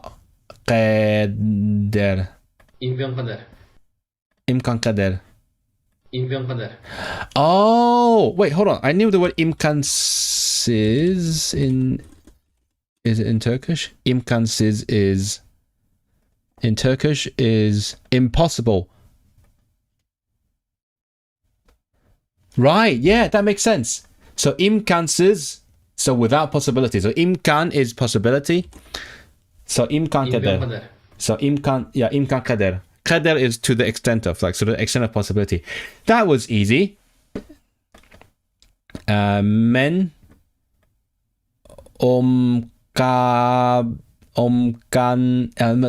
imkan kader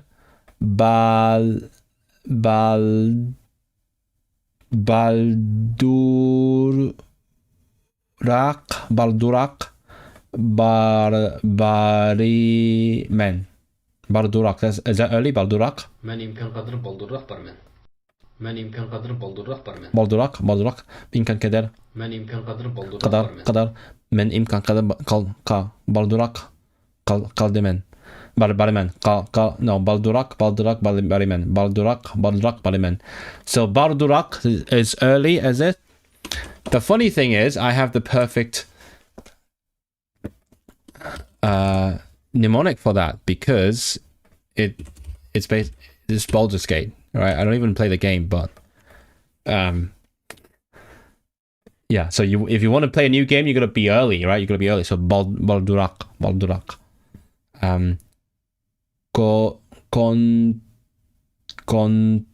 Control. That's French. Control. Make control. Control kılmak. Or like check. Control. Okay. I can't. That's too much.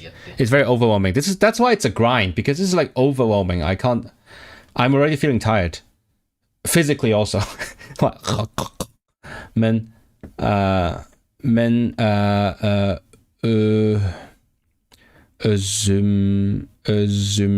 özümnün evet. Men özümnün tılfın oynaş adını kontrol kılmasam bulmaydıgan yerge. Telefon. Özümnen. What's özümnen? Oh, it's my. Okay. Özümnen telefon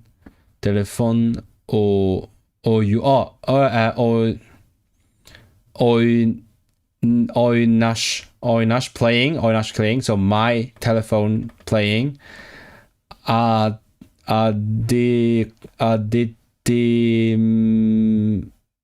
What? Aditimi. Control kill me some if I control. Bul my bulmatikan.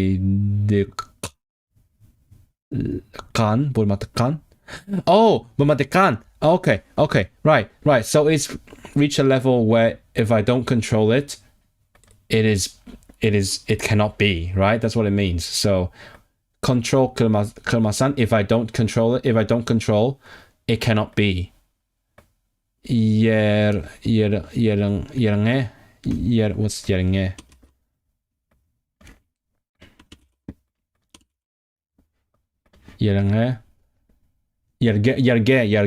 Yerge. Oh, place. Yerge.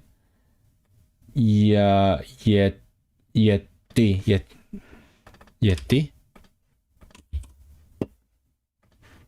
Okay, so I own telephone playing.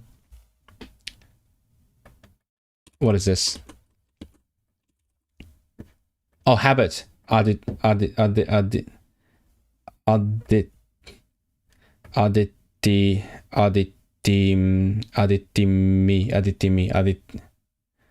Oh, Aditimi.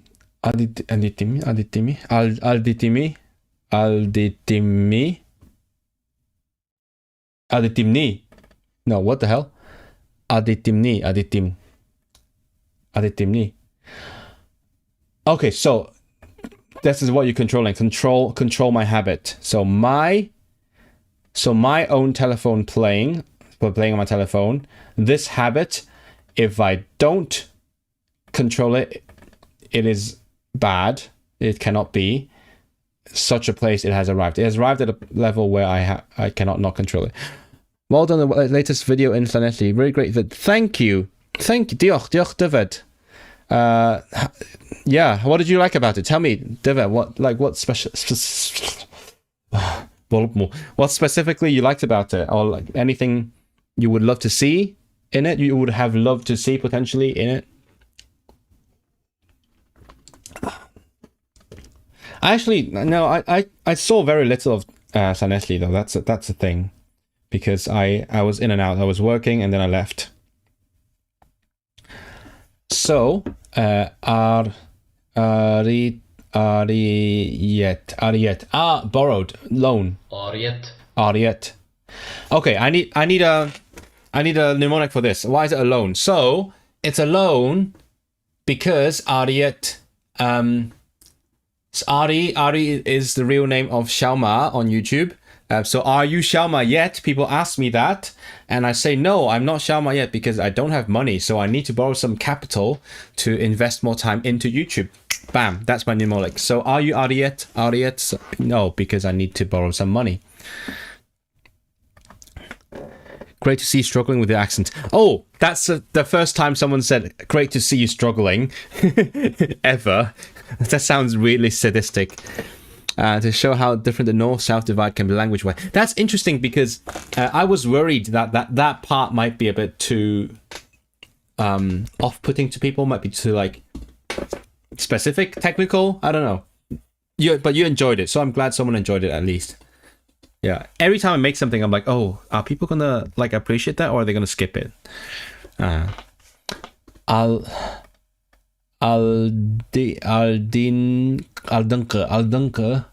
previous, because like dung chair, so previous chair. Aldunke.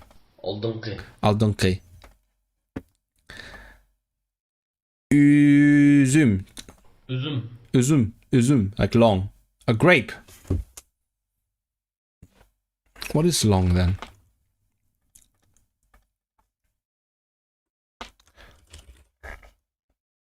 Uzun. Oh, long is uzun. Okay. Lazım, must. Easy. Mangu. Mangu. That was my first word on this stack. Like soul or something along those lines. Eternal. Awailemak.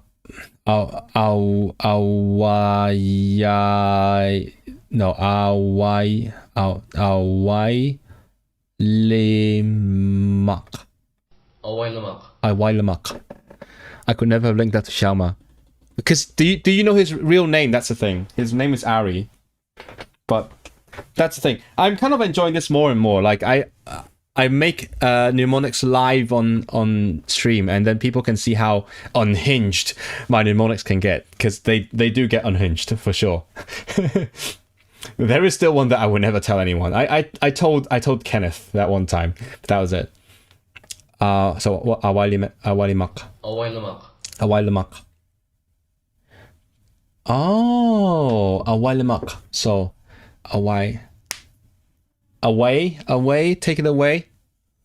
Oh, you know what? What about you change it to Lawai, as in like dirty foreigner in Mandarin. So like, you freaking foreigner, you're so clumsy. You white devil, take care, don't break our stuff in China.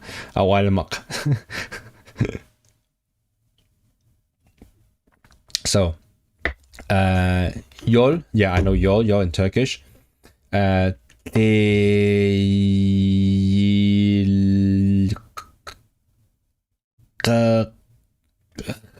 what? Yol Teyilrak. Oh, it's a ra. Oh, right, yeah, it's a ra. Yeah, Teyilrak. Okay. Awailap?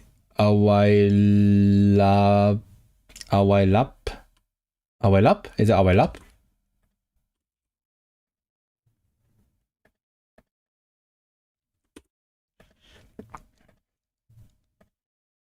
Awailap. Hello, Darren Gailey, who Mengil. Yol teyilgaq, avaylap mangıl. Mangıl. What? Mangıl? Why is it mangıl? What is this word? Mangıl. Mangıl. You know what? I can only guess. So this means taking care, walk. I'm guessing. Mangıl. No. Mangın. Yol teyilgaq, avaylap mangıl. Munging is crazy. Two ngs in a word. Mung. I'm guessing mung. Mung is walk. So mung. Why do I feel like I know a language where walking is like something man? Doesn't matter. That means it's intuitive to me. It's fine. So yol deyrak awalab mangeng. And also S4C has been so important to keep the language alive, and good to see it appear on Pau by Varn. I mean, if you saw my video, you know how I felt about it. It was so weird. Not weird in a bad way, but so unexpected that I was on Pau by Varn, because yeah, I still feel like I'm not qualified to be on there. That's how I feel about it. Because I don't know enough about Welsh everyday life to actually say anything about it. All I claim to know about is the language, and even so, I still don't know how the Welsh speaking landscape is like. But I enjoyed the experience. It was interesting for sure. I love the S4C. I mainly watch S4C now. I should cancel my Netflix because I watch so much S4C, which is not much, but like I just don't watch TV in general. But like 90% of what I watch is S4C. Imkan kader as much as I can. Imkan. What is it? Kuyang imkan kader. Imkan kader. Men imkan kader. Bu bardurak barimen. Bir tutaş united. Dağ, that's mountain. Awalimak, take care. Yol teyilgaq. Awalap. Yol teyilgaq, avaylap mangıl. Awalap menang. Nek pull. Nak. Forgot what that. Oh, that pull is money, right? Nak pull. Cash. Okay. No, close enough. Shen. Shembe.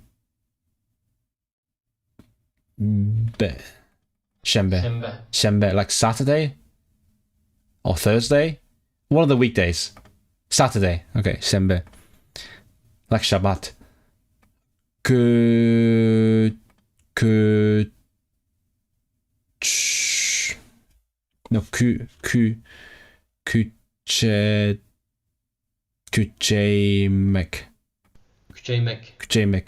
Oh, I don't remember what that means. So many people of a certain age in West Wales could simply keep their TVs on S4C permanently. My mother being one of them. Really, every time I mention S4C to my young friend, she's like, "Well, only my 9 watches it. Like, who the fuck watches S4C anyway? Especially like Pranam Da or Heno. Only people above a certain age would watch it," which is fair, I guess. It is how the media landscape is like nowadays. I just got this comment. Who wrote this? Every now and then for 2 seconds you sound like a mank. It's delightful. 2 seconds, man. Just 2 seconds. I need more seconds. Give me more seconds.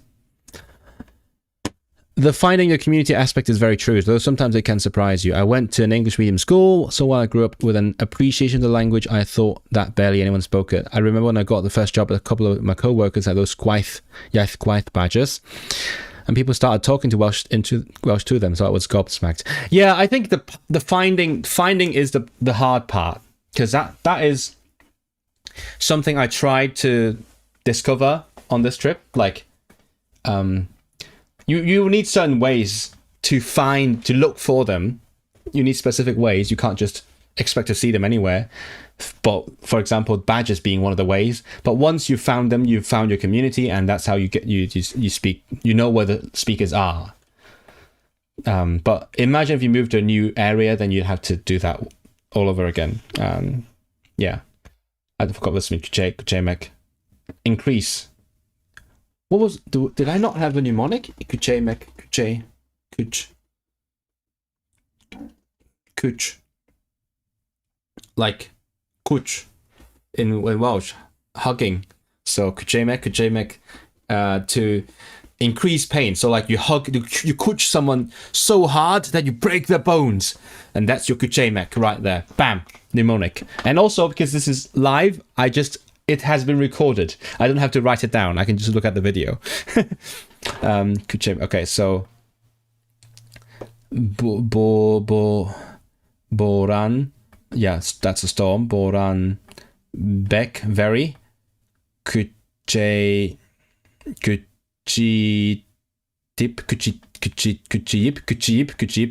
So increasing, having increased. Ketkenlik.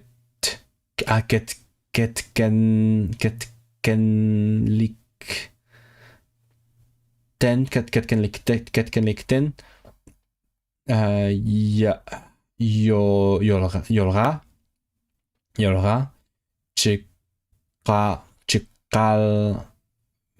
çıkalmadık.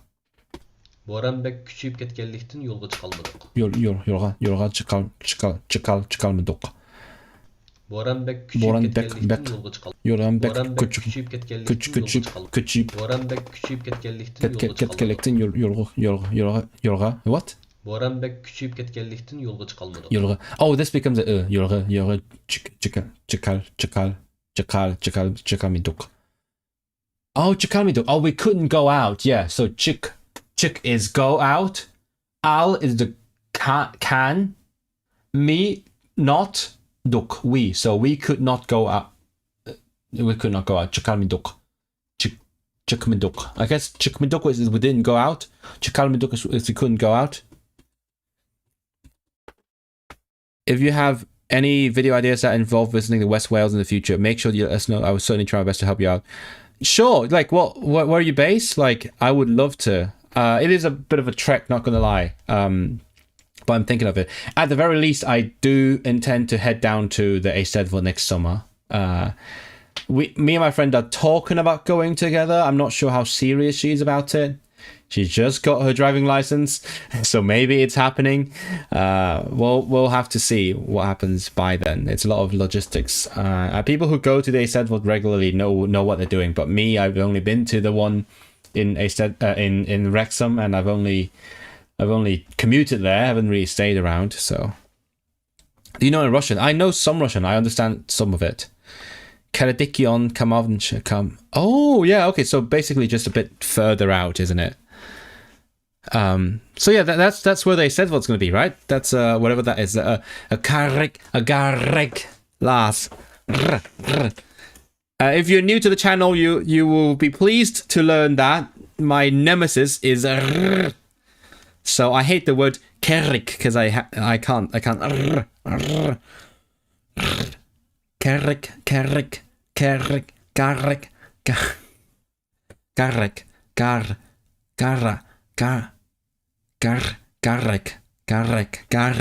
garek. That's better. Garek. Здравствуйте. Здравствуйте to you as well. You know, today I think I might not go to the textbook. I'm gonna just finish the Anki cards and call it a day because it has been a while, and I want to keep this one short and snappy-ish. So, this is a new word. Erir. Is it erir? I think. Lashmak.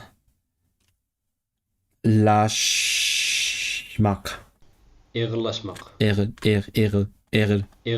Ağırlaşmak. What's that? Ağırlaşmak. Is lashmak become? No idea. Don't know what lashmak means. It's not it. Ashmak is increase. Lashmak. Don't know. Yeah, that's the thing. So many dictionaries just don't have Uyghur in it. So oh wait, no. I feel like I know heavy in Turkish. It's something along those lines. Heavy. Ağır. Yeah. Turkish is ağır. So ağır. Lashmak. So unung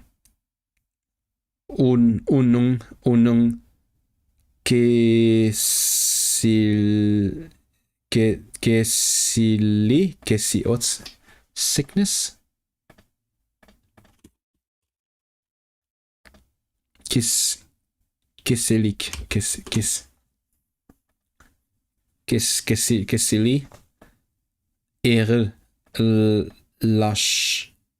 laship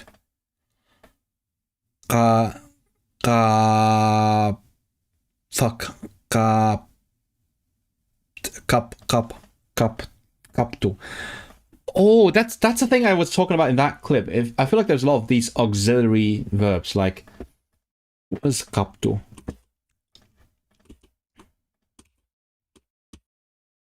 Kaptu. Closed. So became serious, closed. Closed becoming serious. What does that mean? Kaptu. Close.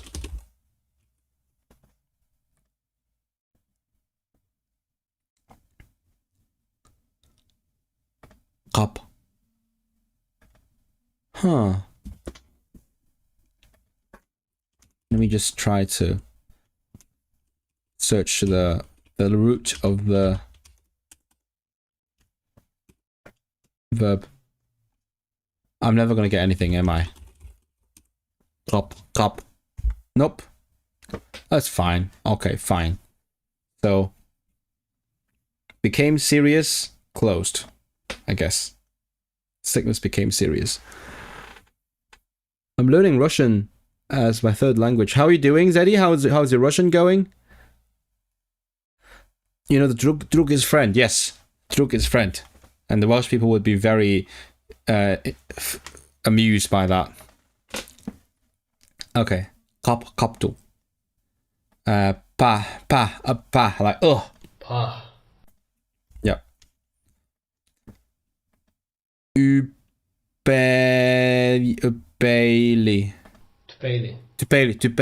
I forgot what that means. Oh, right. On account of. It's fine. I don't care anymore. Tupeli.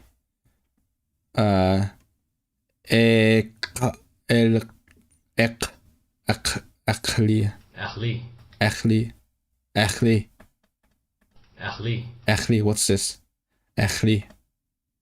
What? I'm losing it, guys. I'm losing it. What the hell am I doing? Echli. I'm definitely going mental. Druk da. Oh wait, so Zeddy, you do speak Welsh as well? There you go. Yeah, so it's fun. My wife is Russian and we go there a lot. Oh really? You can go there now? Is it like very complicated to go there? I mean, I don't know what's going on. Echli. Okay, again, mnemonic echli. Because li, I know li is something like an ending, right? Ech. Too short for me to make a mnemonic on. Echli. Oh, let me just ugly. We just go for ugly. That's easy. Ugly. Yeah, you're intellectually ugly person inside, even though you're beautiful outside. Lashmak. Onun kesli eğirleşip kaptı. Laşıp. Onun kesli eğirleşip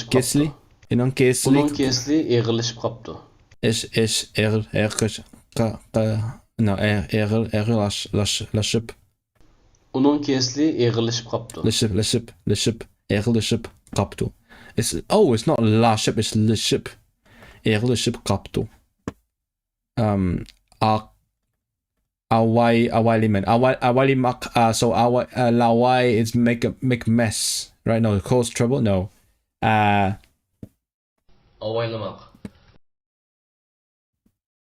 Careful. Yeah, you should be careful. There we go. The opposite. Yol teyilgak. Yol teyilgak. What? What? Yol teyilgak. Awaylakmanın. Awalakmanın. What is this? İmkan kader. To the best of my ability. Cümle. Cümle. It's a sentence. Derweke.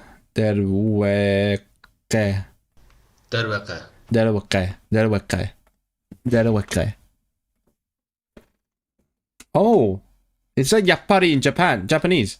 Something like that. As expected. Yahari. Derweke.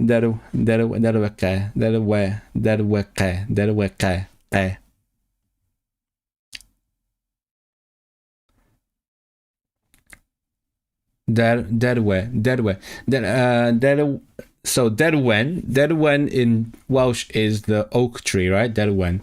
So like oak, my god, you're true. Oh no. I don't have any puns in mind. Some people give me a oak pun.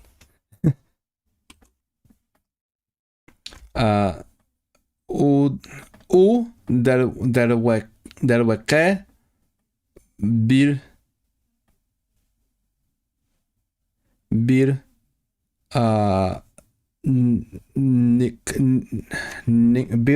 what?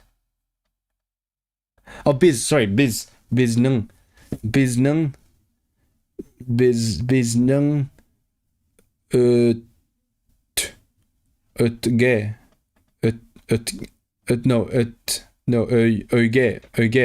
öge our house to biznung öge our house to our house kelip arrived kelip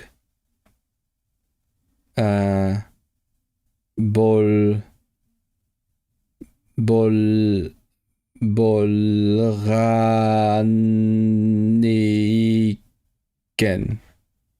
O dervaqe bizning uy kelib bo'lgan ekan. O dervaqe bizning uy kelib. O dervaqe bizning uy kelib bo'lgan ekan. Bolgaiken. And you know what? That is too much. I feel like I'm quite overwhelmed right now. That's why it's a grind. It is very overwhelming. Bol. So yeah, I'm gonna end it there, but I'm gonna look at what what the fuck is this word? Bolganiken. Why is it Bolganiken though?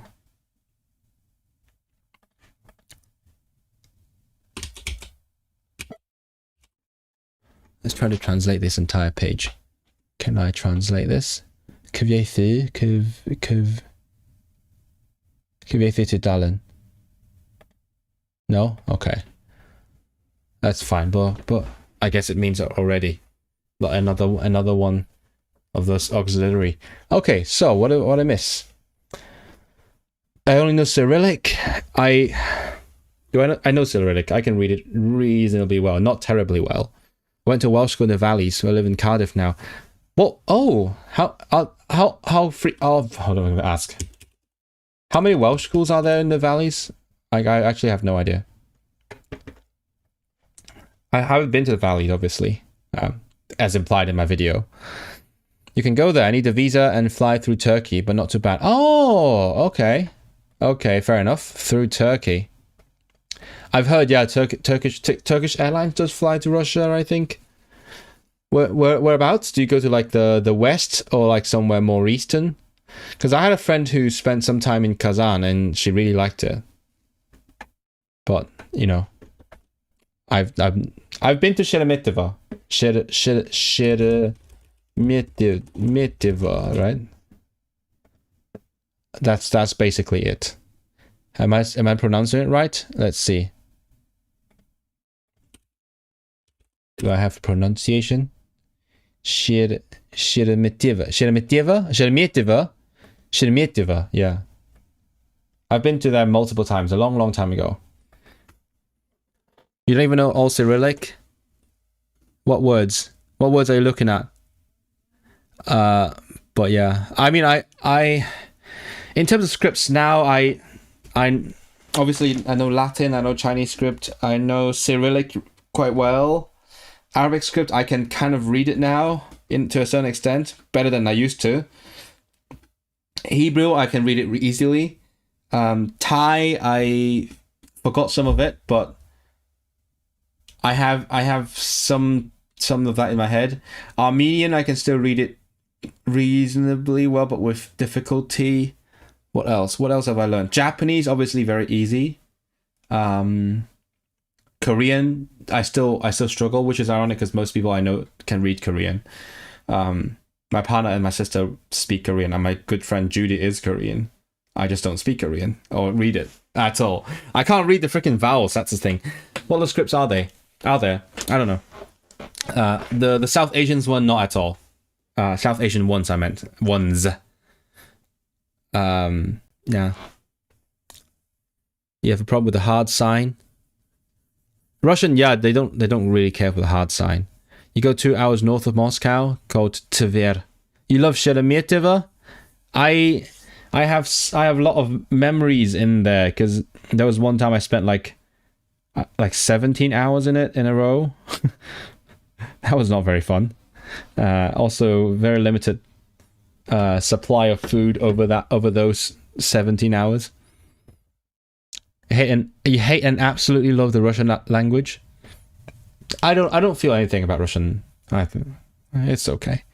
I mean, for one, it's hard not to be influenced by the country and its status. It's kind of like the English of its part of the world, right? But I just don't feel much about it. It's like how I don't feel much about English. I mean, there is beauty in the language, but I don't feel anything towards it inherently anyway.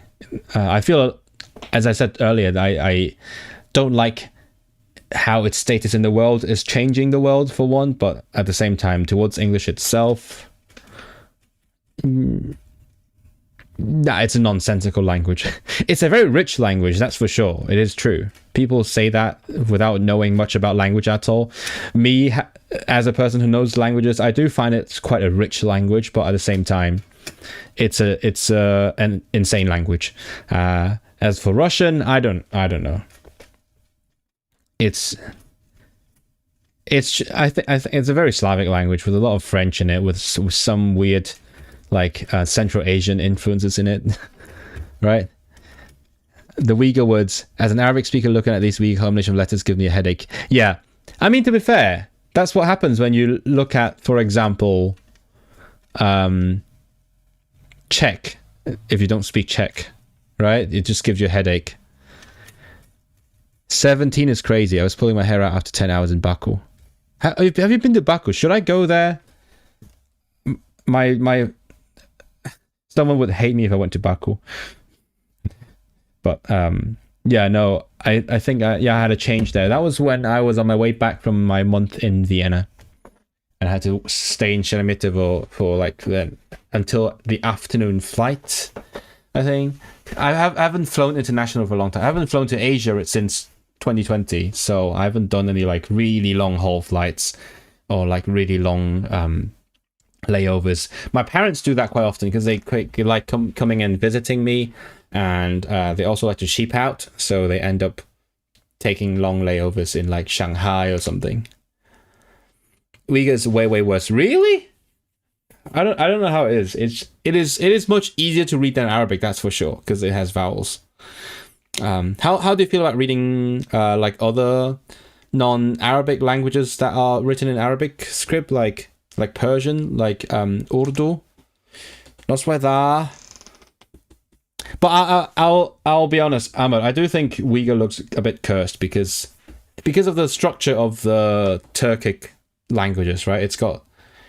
It's like consonant vowel, consonant vowel, consonant vowel, and especially since Uyghur uses basically the same letter to write 4 different vowels, the O, U, U, it just looks goofy and it has crazy long words.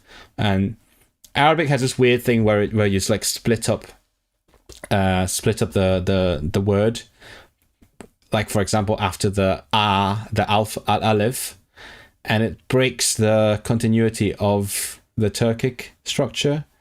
So I would say that it's not a good fit for the language, but it is what it is. It's historical reasons. Blame the religion for spreading the script so far to the languages that don't really benefit from it. I didn't leave the airport in Baku, but it looked nice. I didn't leave Sheremetyevo either because it was like overnight. So even if I left, I would have had I'd have to go into town and then have 1 hour to stay there and have to come back to the airport. So I didn't leave. I slept like in a camp. I slept on my violin case. I remember very clearly. I've been to Georgia and Armenia, though in that part of the world it was nice. Yeah, I feel like I'll go there eventually, but I used to really look forward to going to Armenia, but ever since I fell out with my friend, it just hasn't crossed my mind again. Learning Welsh because the resources here are amazing. Yes, they are. It is actually crazy. Welsh is so well supported. I've written blog posts moaning about the lack of resources, but you know what? For the size of the language that it is crazy well supported. There's so much governmental support and all that. Once I get to B2C1, I'd like to learn Slovenian. You're like me. you do one first and then you do the other one when you get to C1. I do want to get to a C1. If I get this job, which is obviously not a guarantee, I will be working in Welsh all the time. So that would be kind of cool. I've always wanted to work in a different language. I've done that in Polish a little bit, but only a little bit. It's an unnecessary challenge that I would really love to undertake. My hope is that I learn how to learn the language by myself. I do think I have a leg up over most people because I have had a lot of experience learning languages. So I know how to learn the language. I know how my brain works. I know what kind of stuff works. That kind of grinding that I just did, it's not ideal. It's not ideal. But it is what I do when the resources are limited. So if I were learning Portuguese, I would take a completely different approach because the resources are more abundant. I would be more focused on sentences, hopefully some resource that has a lot of sentences, and I would discover the sentence structure through that. That's how I did for Polish. But at the same time, even for Polish, I had a big grind era when the way I learned Polish in my early days was when I was taking the bus from Lund in Sweden to Malmö to go to my violin lesson every week. I would just flip out Anki and then go through my deck that I downloaded. It was a giant deck with a crazy number of Polish words in it, and it was also completely random, so I learned a lot of words that I've never used in my life. But that's how I started. There was a lot of grinding, and even though it was not the ideal method that I would choose now, it did have some help to my Polish eventually, because my Polish vocabulary is insane. It is beyond the level that I speak and read it at. Bluźnierstwo, that's the one that really stayed with me. And also wstrząsający. When I think Justyna or someone asked me what my favorite Polish word was, and I said wstrząsający, because I like words in each language that sound very stereotypically that language. So I like Polish words that sound very Polish, like wstrząsający. I also have never. I probably have used it one time, other than when I'm answering this question. I probably have used it one time in an actual sentence, but not bluźnierstwo. I use it humorystycznie, it's sarcastically. I would use bluźnierstwo. Oh, to takie bluźnierstwo, no. Welsh is a great language with a great history. Czech is easy when you know the alphabet, but despite knowing the... I think you have some sort of mental block there, Amr. Why maybe because the way the alphabet is used is different. They use it in a more logical kind of way. I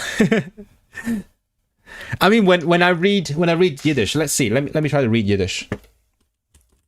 Because like it's not like I haven't tried it. Let me try this. 1 second.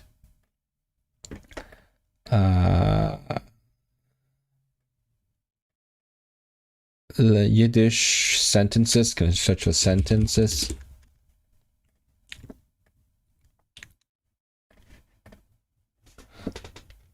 Okay.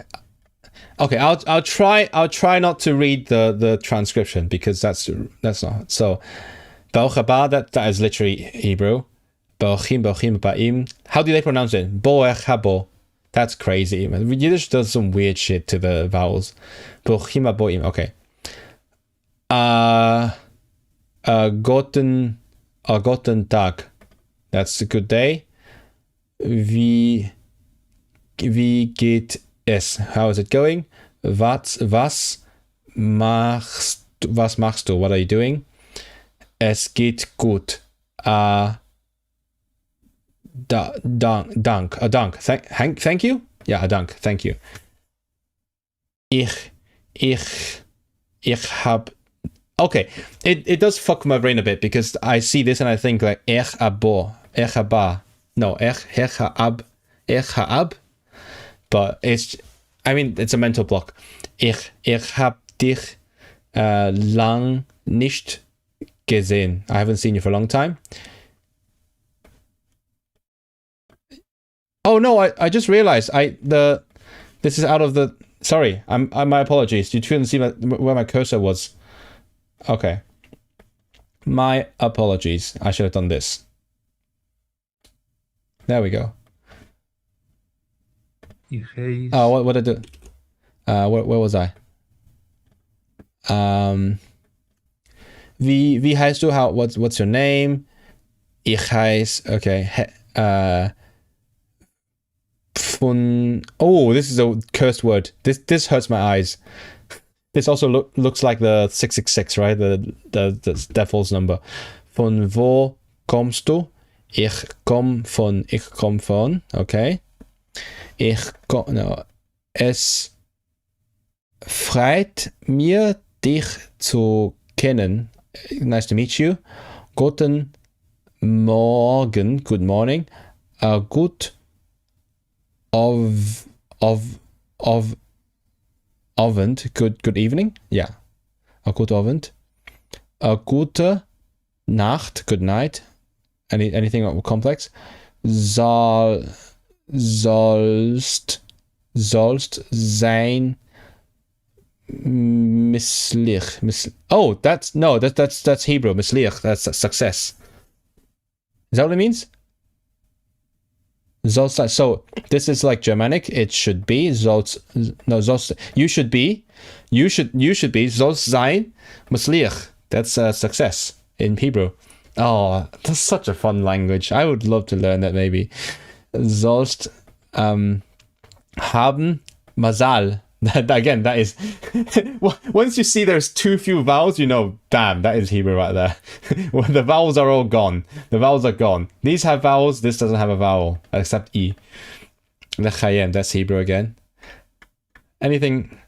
Oh, would you like to dance with me? Wollst du gewollt? Wollst du gewollt? What? Would you want to? Tanzen mit mir? Ich hab dich lieb. Oh. Ein Sprach ist keinmal nicht genug.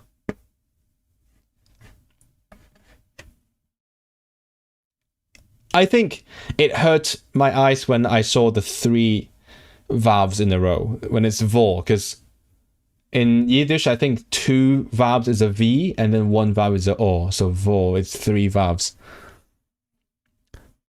The Yiddish alphabet is crazy. Looking at the Uyghur words, it's like looking at Siahane Jukag. I have no problem with that. If it were a real language, I could probably read it. Links. Some of the first words I learned after moving to Poland was sujka and jeż. What is suj? I know jeż, but what is sujka? Oh! Why specifically that one? Sujka zwyczajna. Sujka żołędziówka. Gatunek średniej wielkości ptaka z rodziny krukatowych, zamieszkający Eurazję, północno-zachodnią Afrykę, nie jest zagrożony. Dziękuję bardzo, że teraz wiem, że nie jest zagrożony. Występowanie, podgatunki, charakterystyki. O co tu chodzi? Pisklęta w około 14 dni, bo wykluczył z jaja. Sujka w kulturze. Sojka symbolizowała niegdyś bezsensowne gadulstwo. W wierszu Sojka Jana Brzechwy czytamy o ptaku, które wybiera się za morze, ale wybrać się nie może. Odwiedza rodzinę w całej Polsce i ostatecznie nie opuszcza kraju. Ptaka w zimowej scenerii przedstawił Józef Chełmoński na obrazie Sujka. Okay. It's just a bird. Is there anything special about this bird, Links? Why? What is cyka?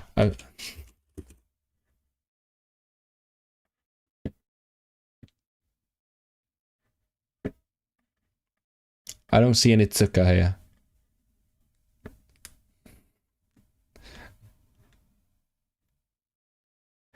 But they pronounce it like it's they pronounce it like it's Cyrillic. No way. What is Volapük encoding? What?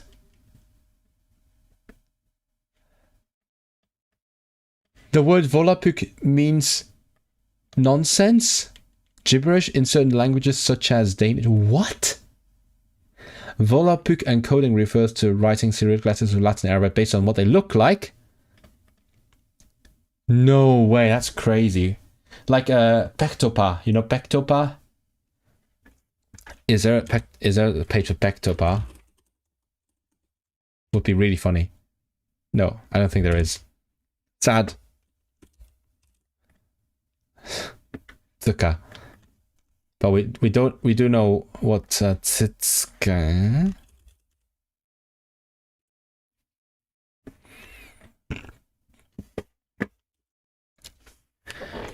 Yiddish is just German with a little bit of Polish with Hebrew alphabet. Yeah, basically. Yeah.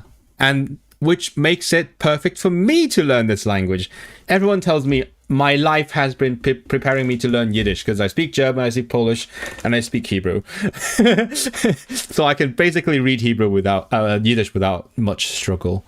I've seen memes about how people assume Yiddish is just German with the Hebrew alphabet, and then suddenly they get thrown a phrase like what's the jeszczerki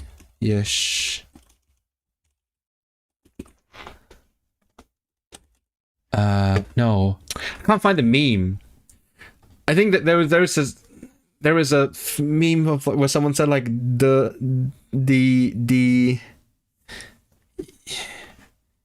because jaszczurka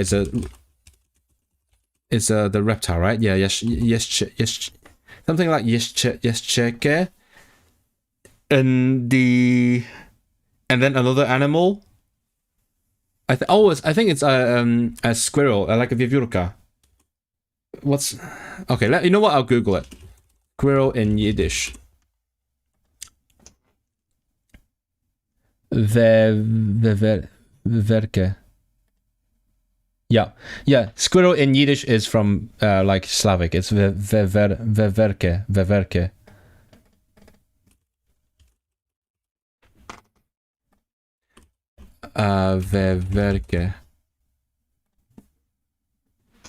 Can't find that meme. The jeszczerkę and the jeszczerkę and the wewerke zijn and then friends in Yiddish. It's from Hebrew, chaverim, but it's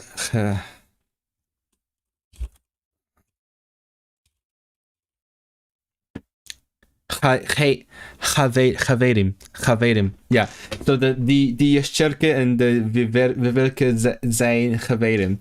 So yeah, that basically that's what the comic was. Oh, Yiddish is just German with the Hebrew alphabet, and then the other person says the Yashcherke and the Vivelke Zain Chaverim, and then the first guy was like, "What the fuck?" Because basically none of those words were like Germanic. It's like 2 Slavic nouns and then 1 Hebrew noun. Because there was a book about typical forest animals and my mentor talked about it. Ah, that's why. Like animals is so specific. I don't think if I ever learn like specific gatunki in any language. What's yakakuch?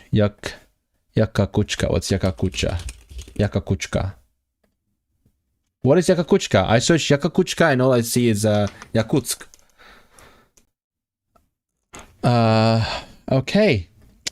Right. I think our time has come to a... Oh my god, it's been another half an hour. I was like, I'm going to stop studying and then yap a little bit and then finish, but then it's been like another 25 minutes. But I'm going to go finish my job application now. Thank you so much for keeping me company. As always, if you want to support me, that's how you do it. That's how you do it. Okay, do it now. No pressure if you want to. But